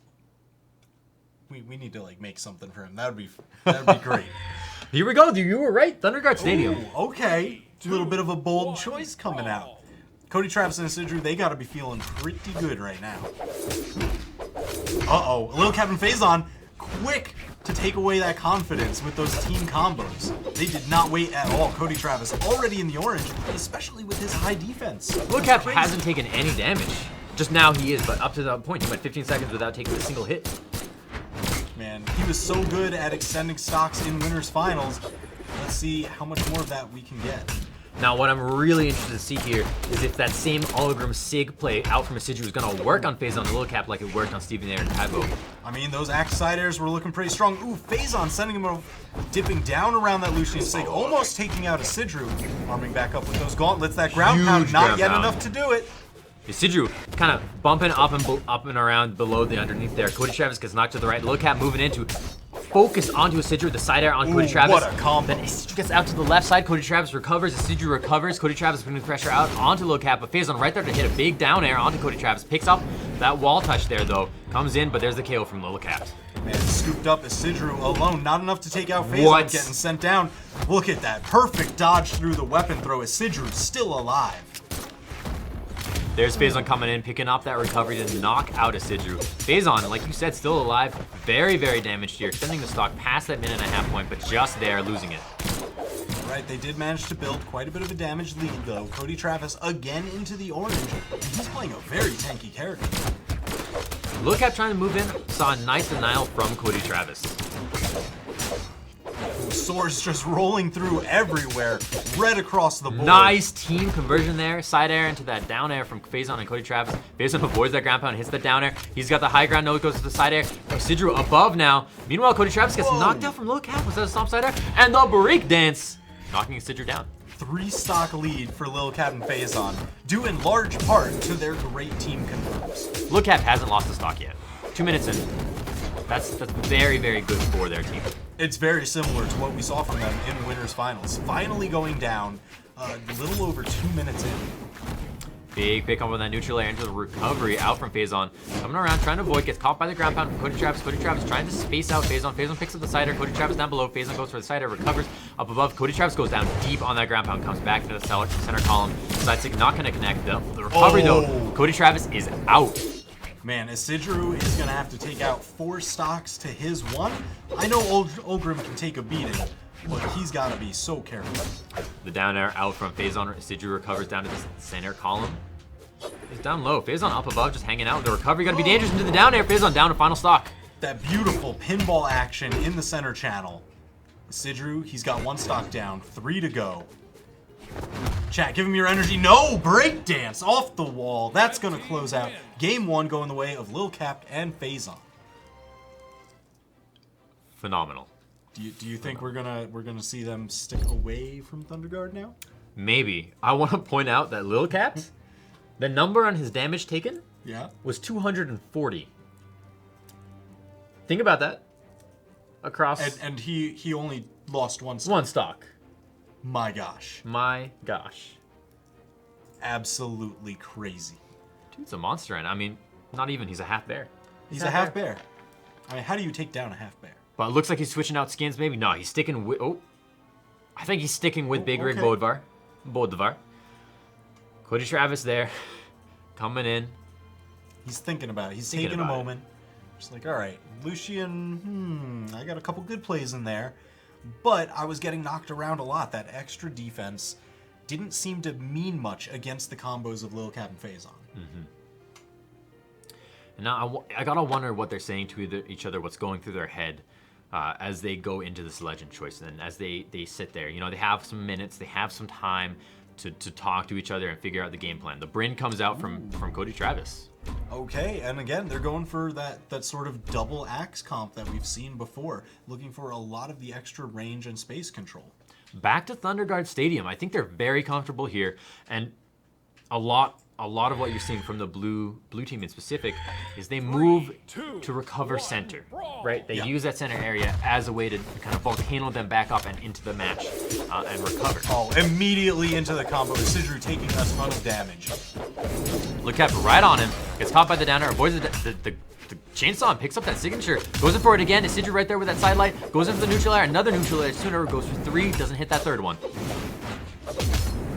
Sidru getting some work in with this lance. So many sidelights landed, shoving Phazon off to the side. Double hunting with Cody Travis. Phazon fighting back onto stage. No! Getting sent out. Big turnaround on that side air. He was down there. He was there with his Sidru. And he said, you know what? I'm going to turn around and I'm going to smack you out. And that's what he did. He turned around and used that side air to knock his Sidru way on out there. Beautiful. He's getting sent out again, but Lil Cap offering a little bit of protection on the left-hand side. Phazon able to get back to stage. Nice neutral air pickup from Phazon, falling into again. He loves those neutral air pickups, but there's the KO onto Phazon. 3-2 for both teams. All right, Lil Cap and Cody Travis still in the red. No, Lil Cap going down. Cody Travis, the last one alive this time. Lil Cap responding now, moving in immediately to give some respite to his teammate. Picks up that downlight side air for the KO. 2 stocks all around. Man, this match is building so evenly between the two teams. Nice neutral light. There's the setup. Sidru moves on out of it, though. Does not get caught by that signature at the end. That was great. He used that same move, DI. You know, you can choose which way you want to be sent if they've used the same move twice in a combo. Right. Nice follow through on Phazon, knocking both blue member teams down. Staying above is Sidru, trying to avoid him. Big Sig pushes out his teammate more than it does Cody Travis, though. Oh man, Cody Travis, this Bryn pick really paying off. Look at landing a huge neutral air, knocks his Sidru down to stock 3. It's up to Isidru to survive. Cody Travis still sticking around. Lil Cap threatening. No, gets uppercutted off, evening up the stocks. Cody Travis, absolute monster with Bryn. Nice side air from Cody Travis, knocks Phazon down his final stock, and now it's looking pretty decent for the blue team. Big pick up on that gravity cancel neutral stick from Isidru. Lil Cap coming around, waiting his time, waiting until he can get in there, pick up that weapon, and try and engage safely, but Isidru having none of it. The down stick comes out. Lil Cap looking for that downlight pickup, not gonna happen. There it is on Cody Travis, knocks him out. Cody Travis down to his final stock. One stock all around. Lil Cap gonna do his best to survive here as he is quite damaged. They've been doing a phenomenal job keeping Lil Cap and Phazon separated. Lil Cap going down, Phazon alone. Phazon, you though, can't do team popping combos off. by yourself, but he's trying. Well, you know what Phazon has? He has 2 fists. Yeah, combo the left, combo the right. Exactly. That's all you need, right? That's all you need. Ooh, arms up with the sword. Quick rotation over to Isidru, keeping him unarmed. Huge sig. Keeping them separated. Yeah, you can't ever say too much about how important that is in 2v2, where if you turn it into 2 1v1s, you do much, much, much better. Weapon toss is dangerous. He gets the wall touch. Coming around. He's got that sword that gives him a lot of power on that edge, on that air game. The wall touch coming in. He does get that ground touch, so he's safe away from wall touch for the moment. Damage build pretty even if Phazon can find just one solid hit. Whoa! Wow. All right. Cody Travis and Isidru showing some team combos of their own. Kind of just send him flying. You need that unnecessary style. I think the side air was more than enough to do it. No, style is never unnecessary. You're true. You're true. You see it right Look at there. that. Just a beautiful follow through, just over and up. I mean, Isidru, he was covering both the combo option and also a dodge escape. So it was just smart setups. And we've seen that before from Isidru down in lower finals. So now that's 1 game apiece for each of them, correct? Yep. Sitting 1-1 here in grand finals. Lil Cap, Phazon, they got to take 2 more games if they just want to close this out. You have to imagine, like, you never want to let the reset happen. 3, Because that's where you 2, start running into 1, brawl. the mental fortitude problems. Absolutely. We'll see if that happens. They love this stadium. Phazon getting off right away with those gauntlets, getting caught by 2 downlights in a row from Isidru. Goes into the neutral air. Isidru is above it. Down air comes up from Phazon. Putting a little bit of pressure on Isidru, trying to keep him away from Lil Cap. Allows Lil Cap to get in. And put a little bit more focus on Cody Travis. There's a nice neutral air follow through. Side air coming out. Gets caught by the recovery. Man, great rotation by Isidru. Keeping him off stage. Whoa, the ground pound for the early KO before the 30-second mark. That's another double. one. 30 seconds in, 2 stocks gone. Isidru, Cody Travis with the lead. This is what they need. This is the kind of physical and emotional and mental momentum they need to take to move forward and move through, and they're doing a phenomenal job of it right now. They've been doing such a good job keeping Lil Cap and Phazon separated. They haven't been able to get any team combos started. Instead, Isidru and Cody Travis have gotten tons of them. There's another KO. Lil Cap down to 1 stock. We could potentially look at what might be a 6 stock if Phazon gets knocked out here. Phazon This is a does route. not have jumps. This is the 6 stock dream. The 6, it could be real. I mean, Cody Travis gets in there, puts damage onto Lil Cap right away. Lil Cap already in the orange. Does pick up some damage onto Isidru. Isidru dodges through that recovery from Phazon. Lil Cap does knock Cody Travis off. Both of them moving through. The recovery does finally knock Isidru out. No 6 stock dream. All right, they're finding a way to start to stabilize. But look at that, Cody Travis just interrupting the combo. Lil Cap already deep in the red. 5 stocks to 2. This is not the position you want to be in. Isidru coming way down there. Comes in with that recovery. Everyone's in that center column. So dangerous to be. So Yeah, dangerous to Cody be there. Travis just commanding all the area with the axe recovery. And Lil Cap has not died yet. He's not lost that final stock. In fact, he might pick up the stock on Isidru. Does get the weapon throw. Doesn't connect as Isidru does dodge through it. But Phazon right there with a big high 5. Side sig knocking Isidru way out. Okay, Lil Cap is also gone. Phazon is alone. 4 stocks to 1. Takes out Cody Travis with a little bit of friendly fire there. I don't know. Do you think Phazon can come back? Do you think Phazon can take 3 stocks to win this match? He needs to be the Cyber Ninja. I love the spot dodge. He knows that Isidru likes that down sig. He knows Isidru was likely to go for it. He spot dodges right on through it, which is so dangerous because he timed that wrong. Axe finds Awful. his head. Phazon does dodge through the ground pound. He is alive. Coming up. Gets caught in the down sig. No! Oh, just spin him right round, baby. Cody Travis going up Right 2-1. round. Isidru and Cody Travis. 1 game away Oh, good. from that rematch. They're working on the bracket reset. Phazon going to Bodvar. We're seeing a double Bodvar. Out from Phazon and Cap. This legend swap could be what they need. They got a lot of defense here. They can sustain a lot of damage. They still have double sword. Yep. Now they have double hammer. I think Phazon might have identified a little bit of an issue in their matchup. You know, the axe, spear, lance that Isidro and Cody Travis have, greatly outranging Val's gauntlets. He wasn't really able to get much started with them. So that hammer giving him that extra range to better compete. And that's something you have to take into account, because if the opponent is strong enough to never let you into their zone, out, you know, through their zone of control, something's got to change. Cody Travis picks up that spear. Phazon out there with that hammer, coming in. Caught by Cody Travis. Cody Travis' spear game has been really quite clean. Phazon, though, moving right on through. Oh, gosh. Well, great coverage. Punishing Lil Cap for hitting his teammate. Again, every single time. Phazon misses that ground pound by a breath. Weapon throw, picks up the hammer again, goes in for the ground pound. Isidro, do you get the wall touch? Watch out for another. Oh, Isidro goes in for the follow through onto Lil Cap, but Phazon ready with its side and knocks Isidro way out. Ground pound out from Isidro. Ground pound from Phazon. Taking 2 stocks 40 seconds in. They're answering back. They are answering back. They said, you know, this is what you're going to do. This is what we're going to do. The map may be a good choice for them. We'll see. Stomp side air out from Phazon. Goes in for that neutral air. All right, this Bodvar pick really seeming to work out. Phazon has given a ton of coverage and built a ton of damage for his team with that hammer. Oh, Phazon might not be able to have the jumps here to get back. He should actually be able to. He dodges back to the wall. Low Cap on the right side. Suju going for the chase. Low Cap gets the side air. Gives him a little more protection to get back. Here's on the ground, but the side air from Cody Travis coming in to knock him out.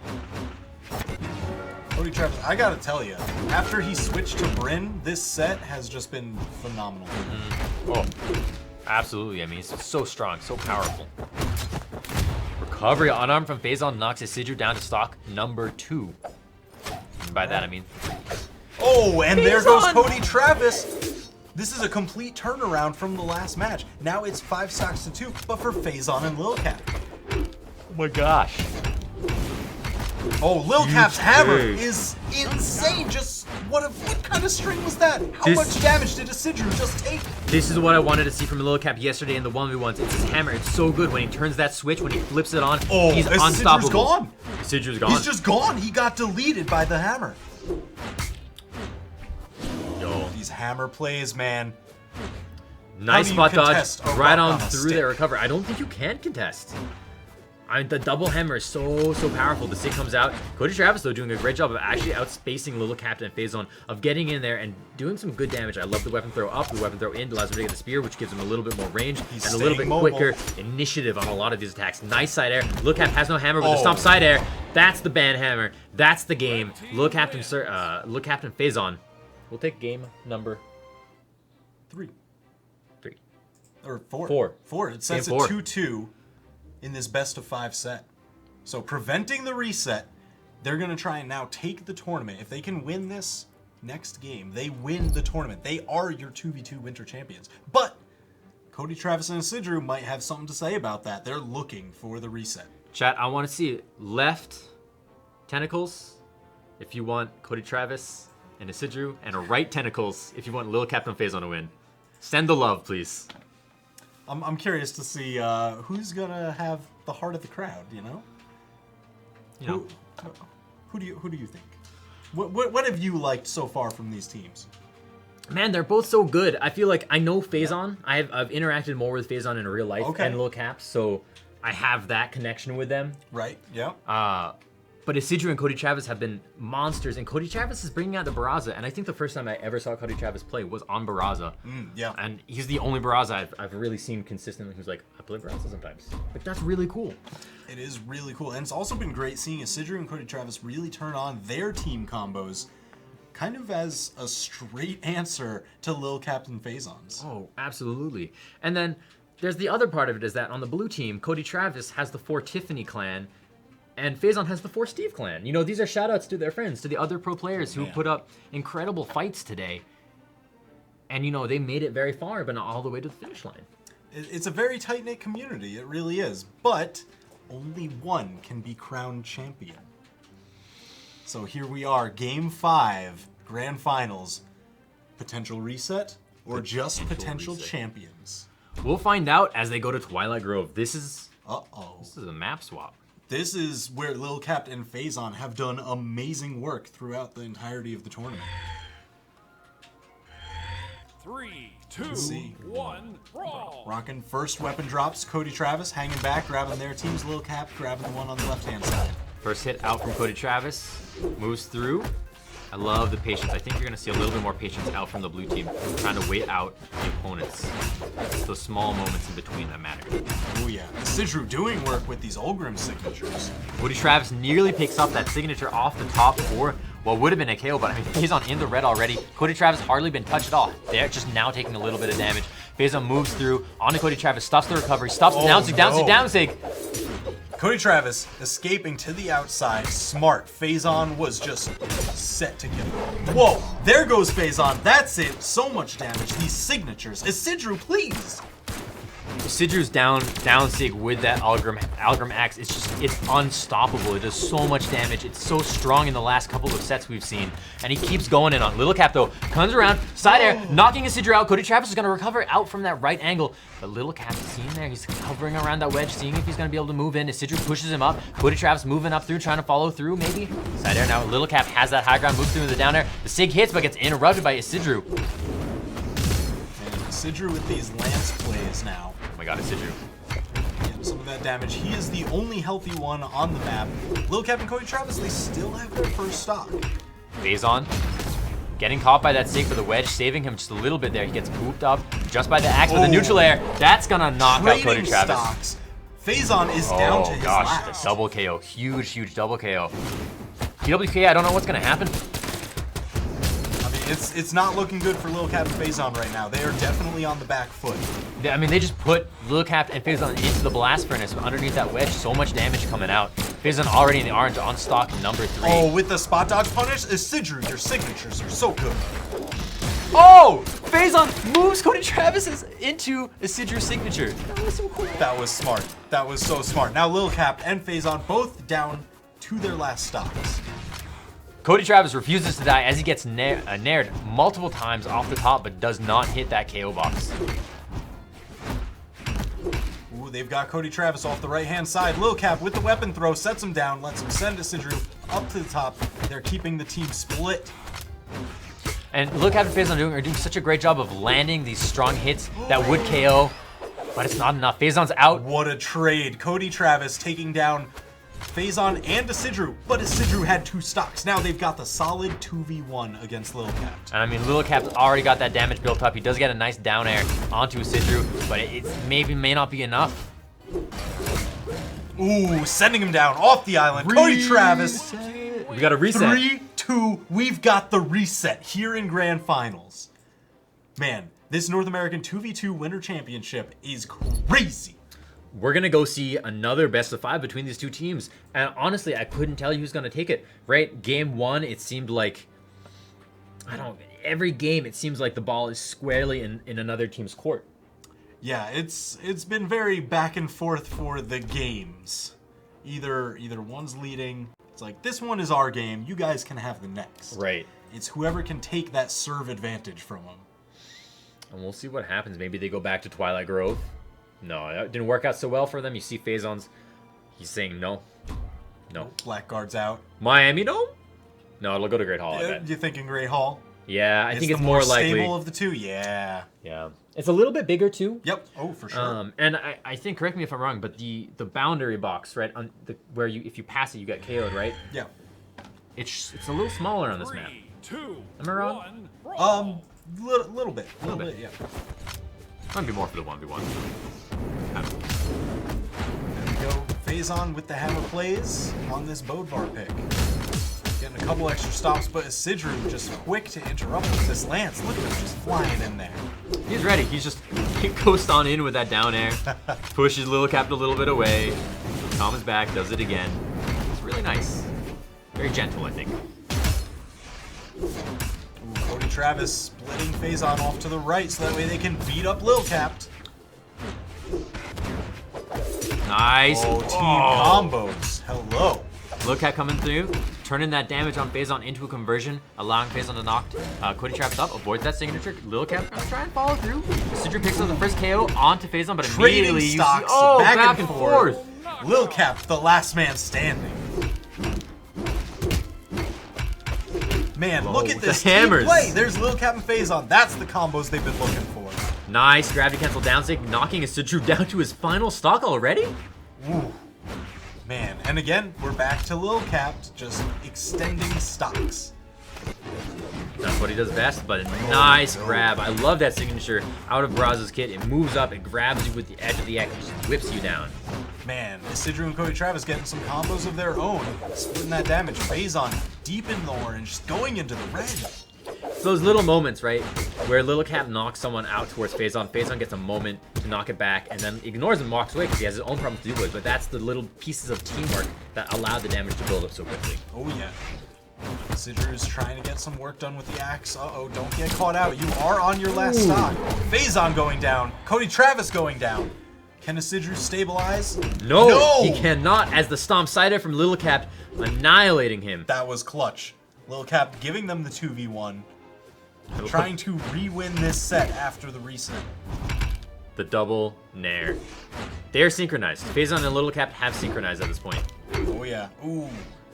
Lil Cap just shying away. Man, all this space coverage from these hammers. Where do you go? Where did you come from? I mean, it's really like, I don't know, man. The ground pound, that's it. Look at that. Such great teamwork and coverage from Lil Cap and Phazon. So that first game of the reset is gonna go to Capt and Phazon. Man, look at all this stock trading that happened early on.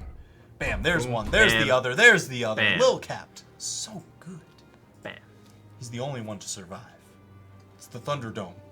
Well, it's 4 just men like, enter, only Lil Cap leaves. like, I feel like Lil Cap, he's just there. You know? He's got a presence to the way he plays. It's not Oh, yeah. overwhelming. It's not underwhelming. He's just there. He makes the right decisions. Yeah.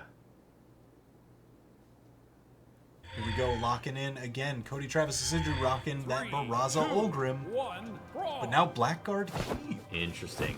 I'm gonna This see is a wider map. It's got those platforms moving on either side. But that can actually make it really dangerous for offstage plays because you're either that much closer to the bottom KO line or that much closer to the outside KO lines. Here we go, looking for some damage. Ooh, Cody Travis almost catching that blaster trap. Steered away. Didn't want to get punished by Lil Cap, hunting on the right-hand side. Sidru comes in, goes in for that signature. Cody Travis turns around with that down air onto Phazon. Phazon turn around, a lot of damage done out to Lil Cap. Phazon and Lil Cap, I mean, in that red zone already. Cody Travis picks up a big down air, side air out from Lil Cap. Gonna put Cody Travis and Sidru both on the left side of the map. Allow for that double hammer play again, which we saw last game at the very end. Very dangerous. There's the coach's pitch. Stomp side air from Phazon. Gonna knock Cody Travis down to 2 stocks. Just denied that entry to the stage. But Isidru quick to tie it up, sending Lil Cap way off to the side. Lil Cap, as soon as he could, did a down air to move his trajectory right back towards the map so that he's not out there too long, so that it doesn't actually hit that KO zone. Smart. Now Lil Cap and Isidru the ones to hold on to the stock for the team. No, Isidru taking out Lil Cap. 1 stock lead for him and Cody Travis. Lil Cap on the left side, gonna move in on Isidru, avoids the down stakes. A little bit of team damage from Cody Travis, but it happened on Lil Cap too, so it's worth it. Yeah, I mean, you got to imagine anything that gets done to Isidru is just extra damage at this point. He should have been gone, and there he is, finally losing his first stock. But everyone else is just about orange. Lil Cap spot dodging through the unarmed engagement from Isidru, moves underneath Cody Travis, goes in for that aerial engagement. Down air from Phazon, very nicely executed.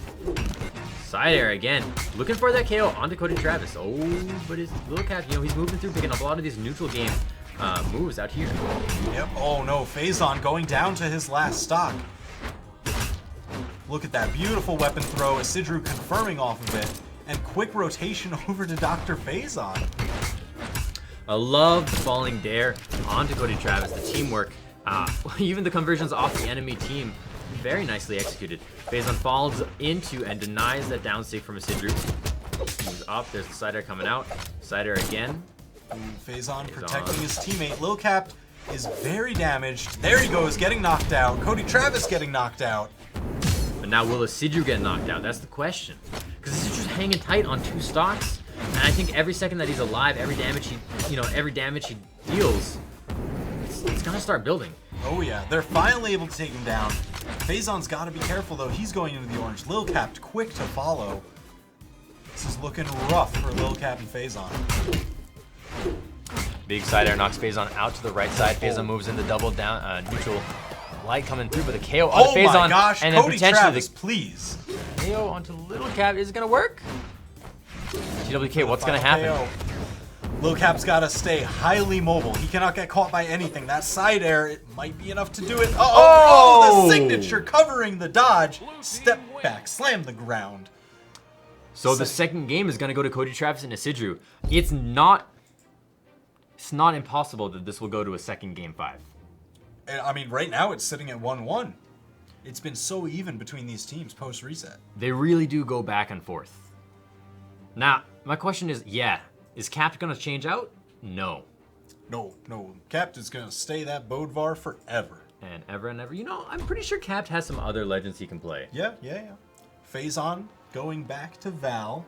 No longer running that double Bodvar. So we got the gauntlets back in the mix. I like that.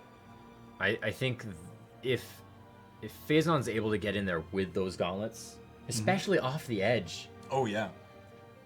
I mean, that makes it so easy. Well, easy is a relative word. Right, especially when Cody Travis and Isidru have been providing so much coverage for each other. Oh, God, they are there for each other. Through thick and thin. It's like if one of them is knocked off stage, the other one is ready for just a weapon throw or threatening with a ground pound to scare the opponent off of them. Absolutely. They're there for each other, and that's some solid teamwork. Here we go, Shipwreck Falls. This is scary, especially with Phazon having moved back over to gauntlets. Incredible offstage presence, not much wall to recover to. Oh man, Cap does sneak out and take the weapon from the blue team, no matter, as everyone is armed currently. Phazon looking for some team combos, but gets comboed himself. Isidru and Cody Travis just so good with these confirms. Sig coming out from Cody Travis. Phazon gets the punish with that side air, goes in with the side light, has Cody Travis on the edge. Meanwhile, on the right side, Isidru moving in, throwing out a lot of nairs. Really wants that neutral air to come through and give him that space he needs. Lil Cap hits that side light out from Isidru, pushes out. Cody Travis down low, goes for the recovery, gets the wall touch, but Phazon ready there with a down air. But Isidru turns around with a ground pound, knocks Phazon out, and this is a strong early lead, 45 seconds into the game for Isidru and Cody Travis. Yeah, that's that coverage that we were talking about. Just ready to save your teammate and punish the other team for it. No, Cody Travis going down. Lil Cap on the side, but Phazon there. Oh, beautiful confirm.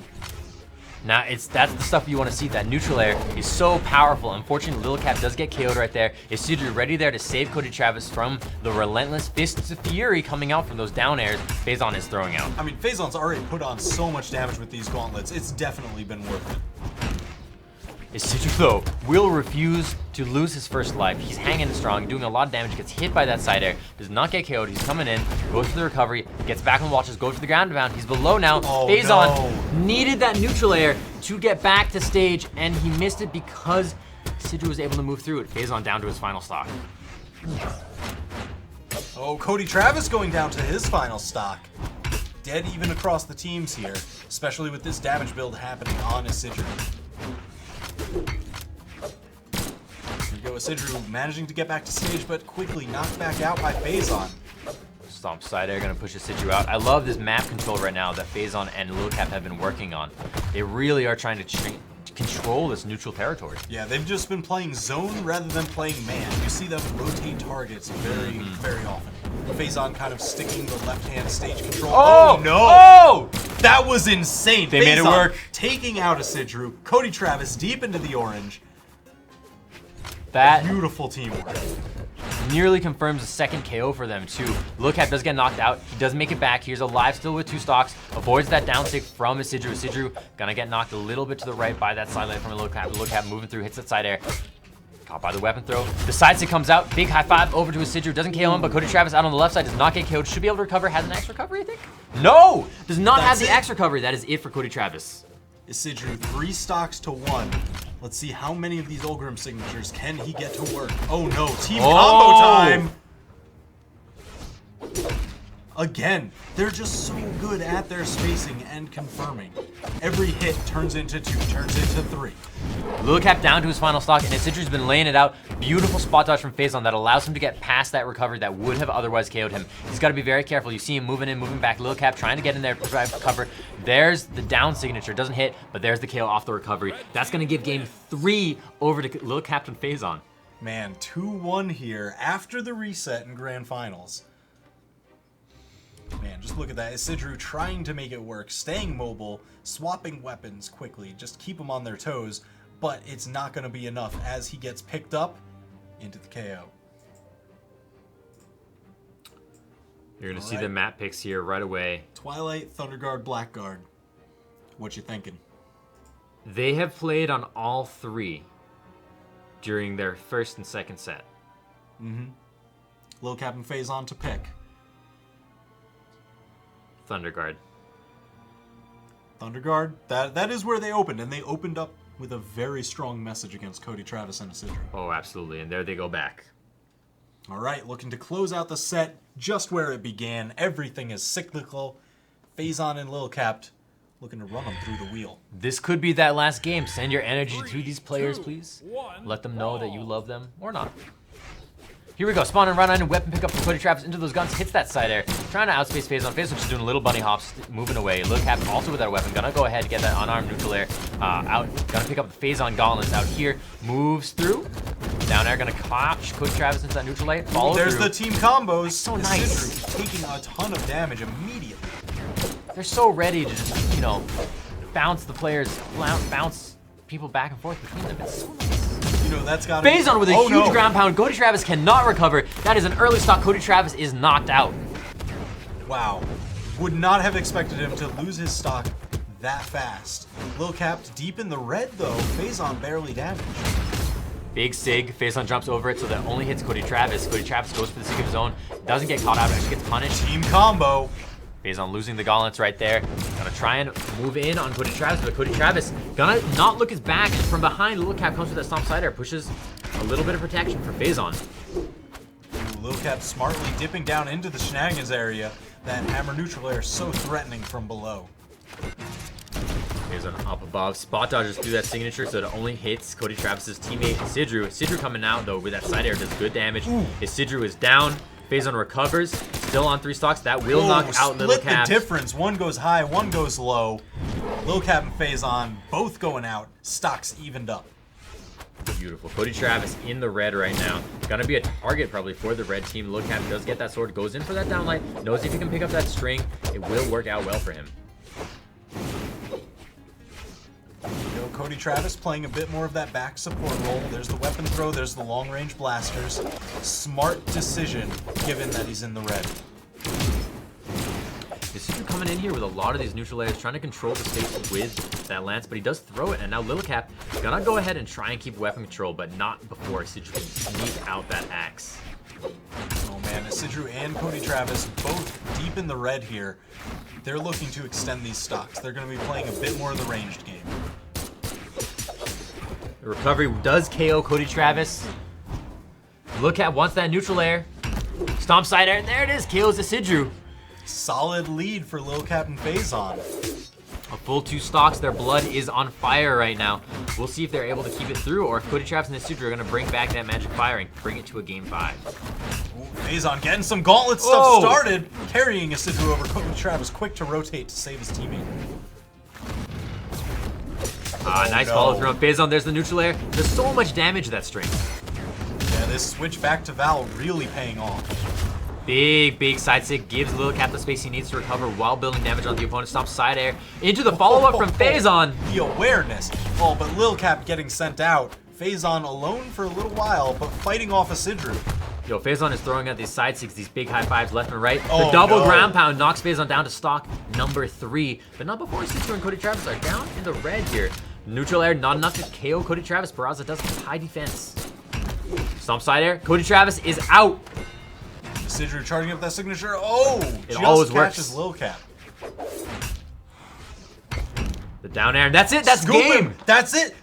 Phazon and Lil Cap are your winner championship 2v2 champions. Oh my gosh, taking it 3-1 after the reset. That was clutch. And I mean, it was such a tight first set there too. It was game up until that 5th game. The reset happened, and then they lost one set, but then they were like, you know what? We're in. We're they taking it. buckled This down. is ours. They really identified. They were able to get, I think, switching back to Val gave Phazon just so many of those combos that really gave them the damage advantage. And it was like you step away from it for a minute so that when you come back, everything feels even better. Because you respect and you can identify just the change in the legend and all that Bringing good stuff. it back to Thunder Guard, where you started the win streak. Oh my gosh. And I mean, they were on fire in that last game. They were playing so well. Oh yeah. It's not even the big flashy conversions. It's the little ones. It's the gauntlet neutral light into like the unarmed neutral light. That happens just like that, and it goes by so fast. So much extra damage. It really shows. It really builds. So congratulations to them for taking it, becoming the 2v2 winter champions for the NA region. Man, oh man. They played their hearts out through the whole bracket. It's phenomenal. It was phenomenal. All of the games today were excellent. I mean, we're going to see the bracket, I think, up in just a second. That's a black screen. Yep, There's the bracket. And I mean, you could look at all the phenomenal games you have there on the bracket. I mean, I love watching all of these players. Yeah, I mean, this is crazy. Lil Cap and Dr. Phazon, they took it 2-0, 3-0. Not until grand finals, Cody Travis and Isidro were able to reset the bracket on them. So absolutely dominating performance, but I've got to hand some props to Cody Travis and Isidro for resetting the bracket and playing so well, burning their way all the way through the lower bracket. It's phenomenal. I mean, this is something that you should go back and rewatch the entire thing as a VOD because it is that, it is that exciting. And this is just an online tournament. Yeah. Oh yeah. I mean, Brawlhalla has six local tournaments, local LAN tournaments, right? Those are going to be absolutely huge. This year we are teaming up with DreamHack. We're going to be at 6 DreamHack events all over the world, starting off with DreamHack Austin in Texas. But you know what? We're going international. We're going to Sweden. We're going to Spain. We're going to Canada. We're going to be in Atlanta. That's where the World Championship's going to be this year. DreamHack Atlanta. I mean, there's and so then much. We're going back to Sweden for DreamHack Winter. Because it's not enough. You always need more. And here's the best part. If you're practicing, if you're getting ready, if you just even want to just see more crazy Brawlhalla action, registration is actually open right now for DreamHack Austin and DreamHack Summer. And if you've never been to a LAN before, it really is a phenomenal experience. I can highly recommend it. It is Toast endorsed. I endorse going to LANs and the LAN experience. So you can go to DreamHack.com to grab your tickets for the DreamHack events. You can register to compete, smash.gg/Brawlhalla. That's going to have all your needed Brawlhalla esports info. And finally, one big shout out to all of the players for playing yesterday and today. They put in a lot of time for this. They make these games so entertaining and enjoyable to watch. I mean, they make the magic happen. Big shout out to all the people behind the scenes, the moderators, handling the bracket, our stream crew, Foda, Funky P, Taza, Sparky, Duke. Oh, yeah. TWK, Toast. If I missed anyone. Huge shout out to you guys, the viewers. This is why we do it. We know that you like enjoying seeing all this high level action, and we just want to keep making better productions for you folks. And I know your support means the world to the players. That's the one common thread that I hear all the time. All the time. It's a really cool thing. But folks, thank you so much for hanging out, watching this tournament with us. You guys are wonderful. We got a quick announcement from the Foda man. Hey guys, Foda here. Thank you so much for watching. I really appreciate you guys coming out for the Winter Championship. 2018 is going to be an insanely huge year for us. This was just the beginning. It's going to get bigger. We've got more championships coming up. As these guys have said, we're going to DreamHack. It's going to be crazy. So get in on it now. Smash.gg/Brawlhalla to register for events. We've also got them in the client and everything. Man, 2018, Gear 3, Brawlhalla Esports. Year Get 3. it. Woo!